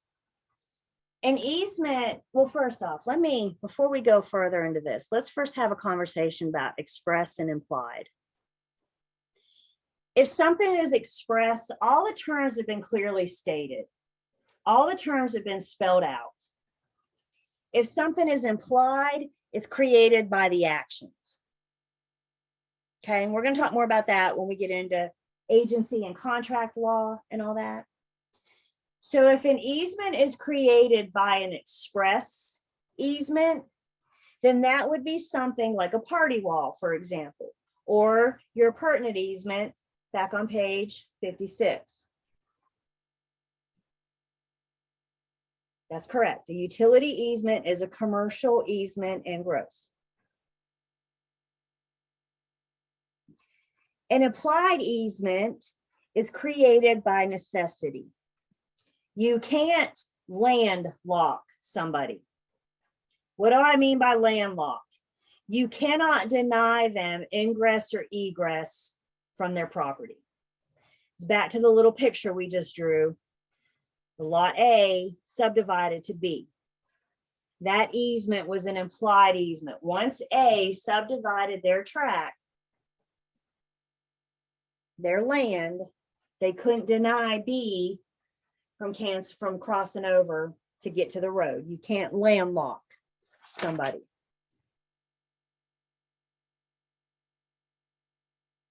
Easements can also be created by operation of law if the judge gets in. An easement by prescription is a situation where you have been using somebody else's land for a long time, like 20 years, for example. And you've been using somebody's land for 20 years. And all of a sudden that homeowner says, get off my land. And you go to the judge and you request an easement by prescription. And the judge very well may say, you've been using this land for 20 years. I'm going to give you an easement by prescription and give you permission to continue using this land. You've been doing it for 20 years anyway. Why are we trying to stop you now? The judge grants that operation of law. Please understand the easement is just permission to be there. When we get into Unit 5, we're going to learn that you could even take it a step further and claim title to the land. You could go to the judge and say, I've been using this land for 20 years. I want it. So when we get into Unit 5, we're going to take this easement by prescription and we're going to take it a step further. And now it's not just about permission to be there. It's owning the property. If you want to know more about that, look ahead at Unit 5. And we'll get there probably on Thursday.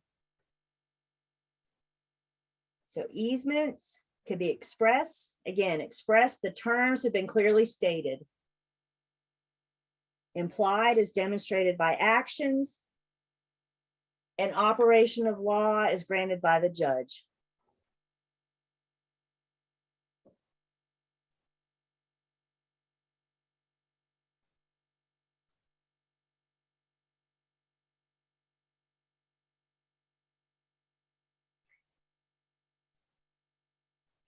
Terminating easements, cessation of purpose. If the easement has been created for a particular purpose, and then that purpose no longer exists, then that could terminate the easement. Cessation of purpose. The purpose is no longer exists. Let's say, for example, you have woods in the back of your lot. You have, I don't know, 20 acres of woods in the back of your lot, and you grant an easement to a timber company to come onto your land and harvest your woods, timber your land. Yeah. They're going to pay you. Don't worry. They're taking your property. They're going to pay you. But once they timber all your wood, once they take all that, then they're done. They no longer have a reason to come once they've cleared your land and taken all of your timber. So cessation of purpose. Merger of parcels. Remember our tract of land, A and B. First we subdivided, but what happens if B later comes out and buys out A? Now B owns the whole land, right? So the merger of the parcels, the easement's no longer necessary because now B owns the whole land anyway, the whole lot anyway. You could release your right.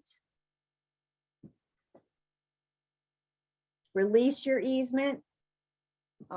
There's a separate deed that we would use to do that. It's called a quick claim deed.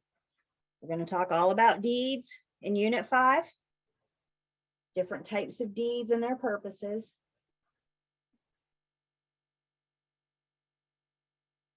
Or you could abandon the easement. You just stop. You just stop using the property. In a matter of time, that could terminate the easement. The judge may have some questions.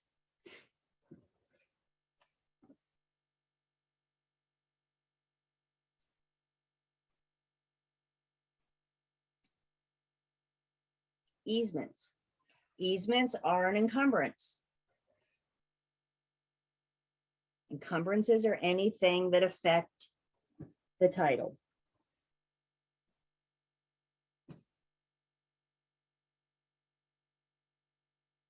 I'll say one more thing today and then we're just about done.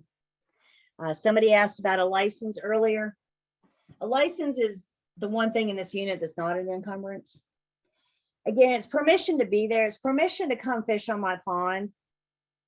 It's usually not recorded. That's going to be the big difference in a personal easement and gross and a license. It's still permission to come on my land, fish on my pond. But the license isn't going to be recorded. Both of them will terminate when I sell my land.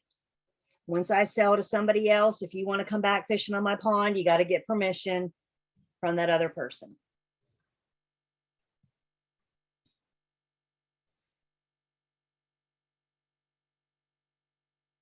Okay.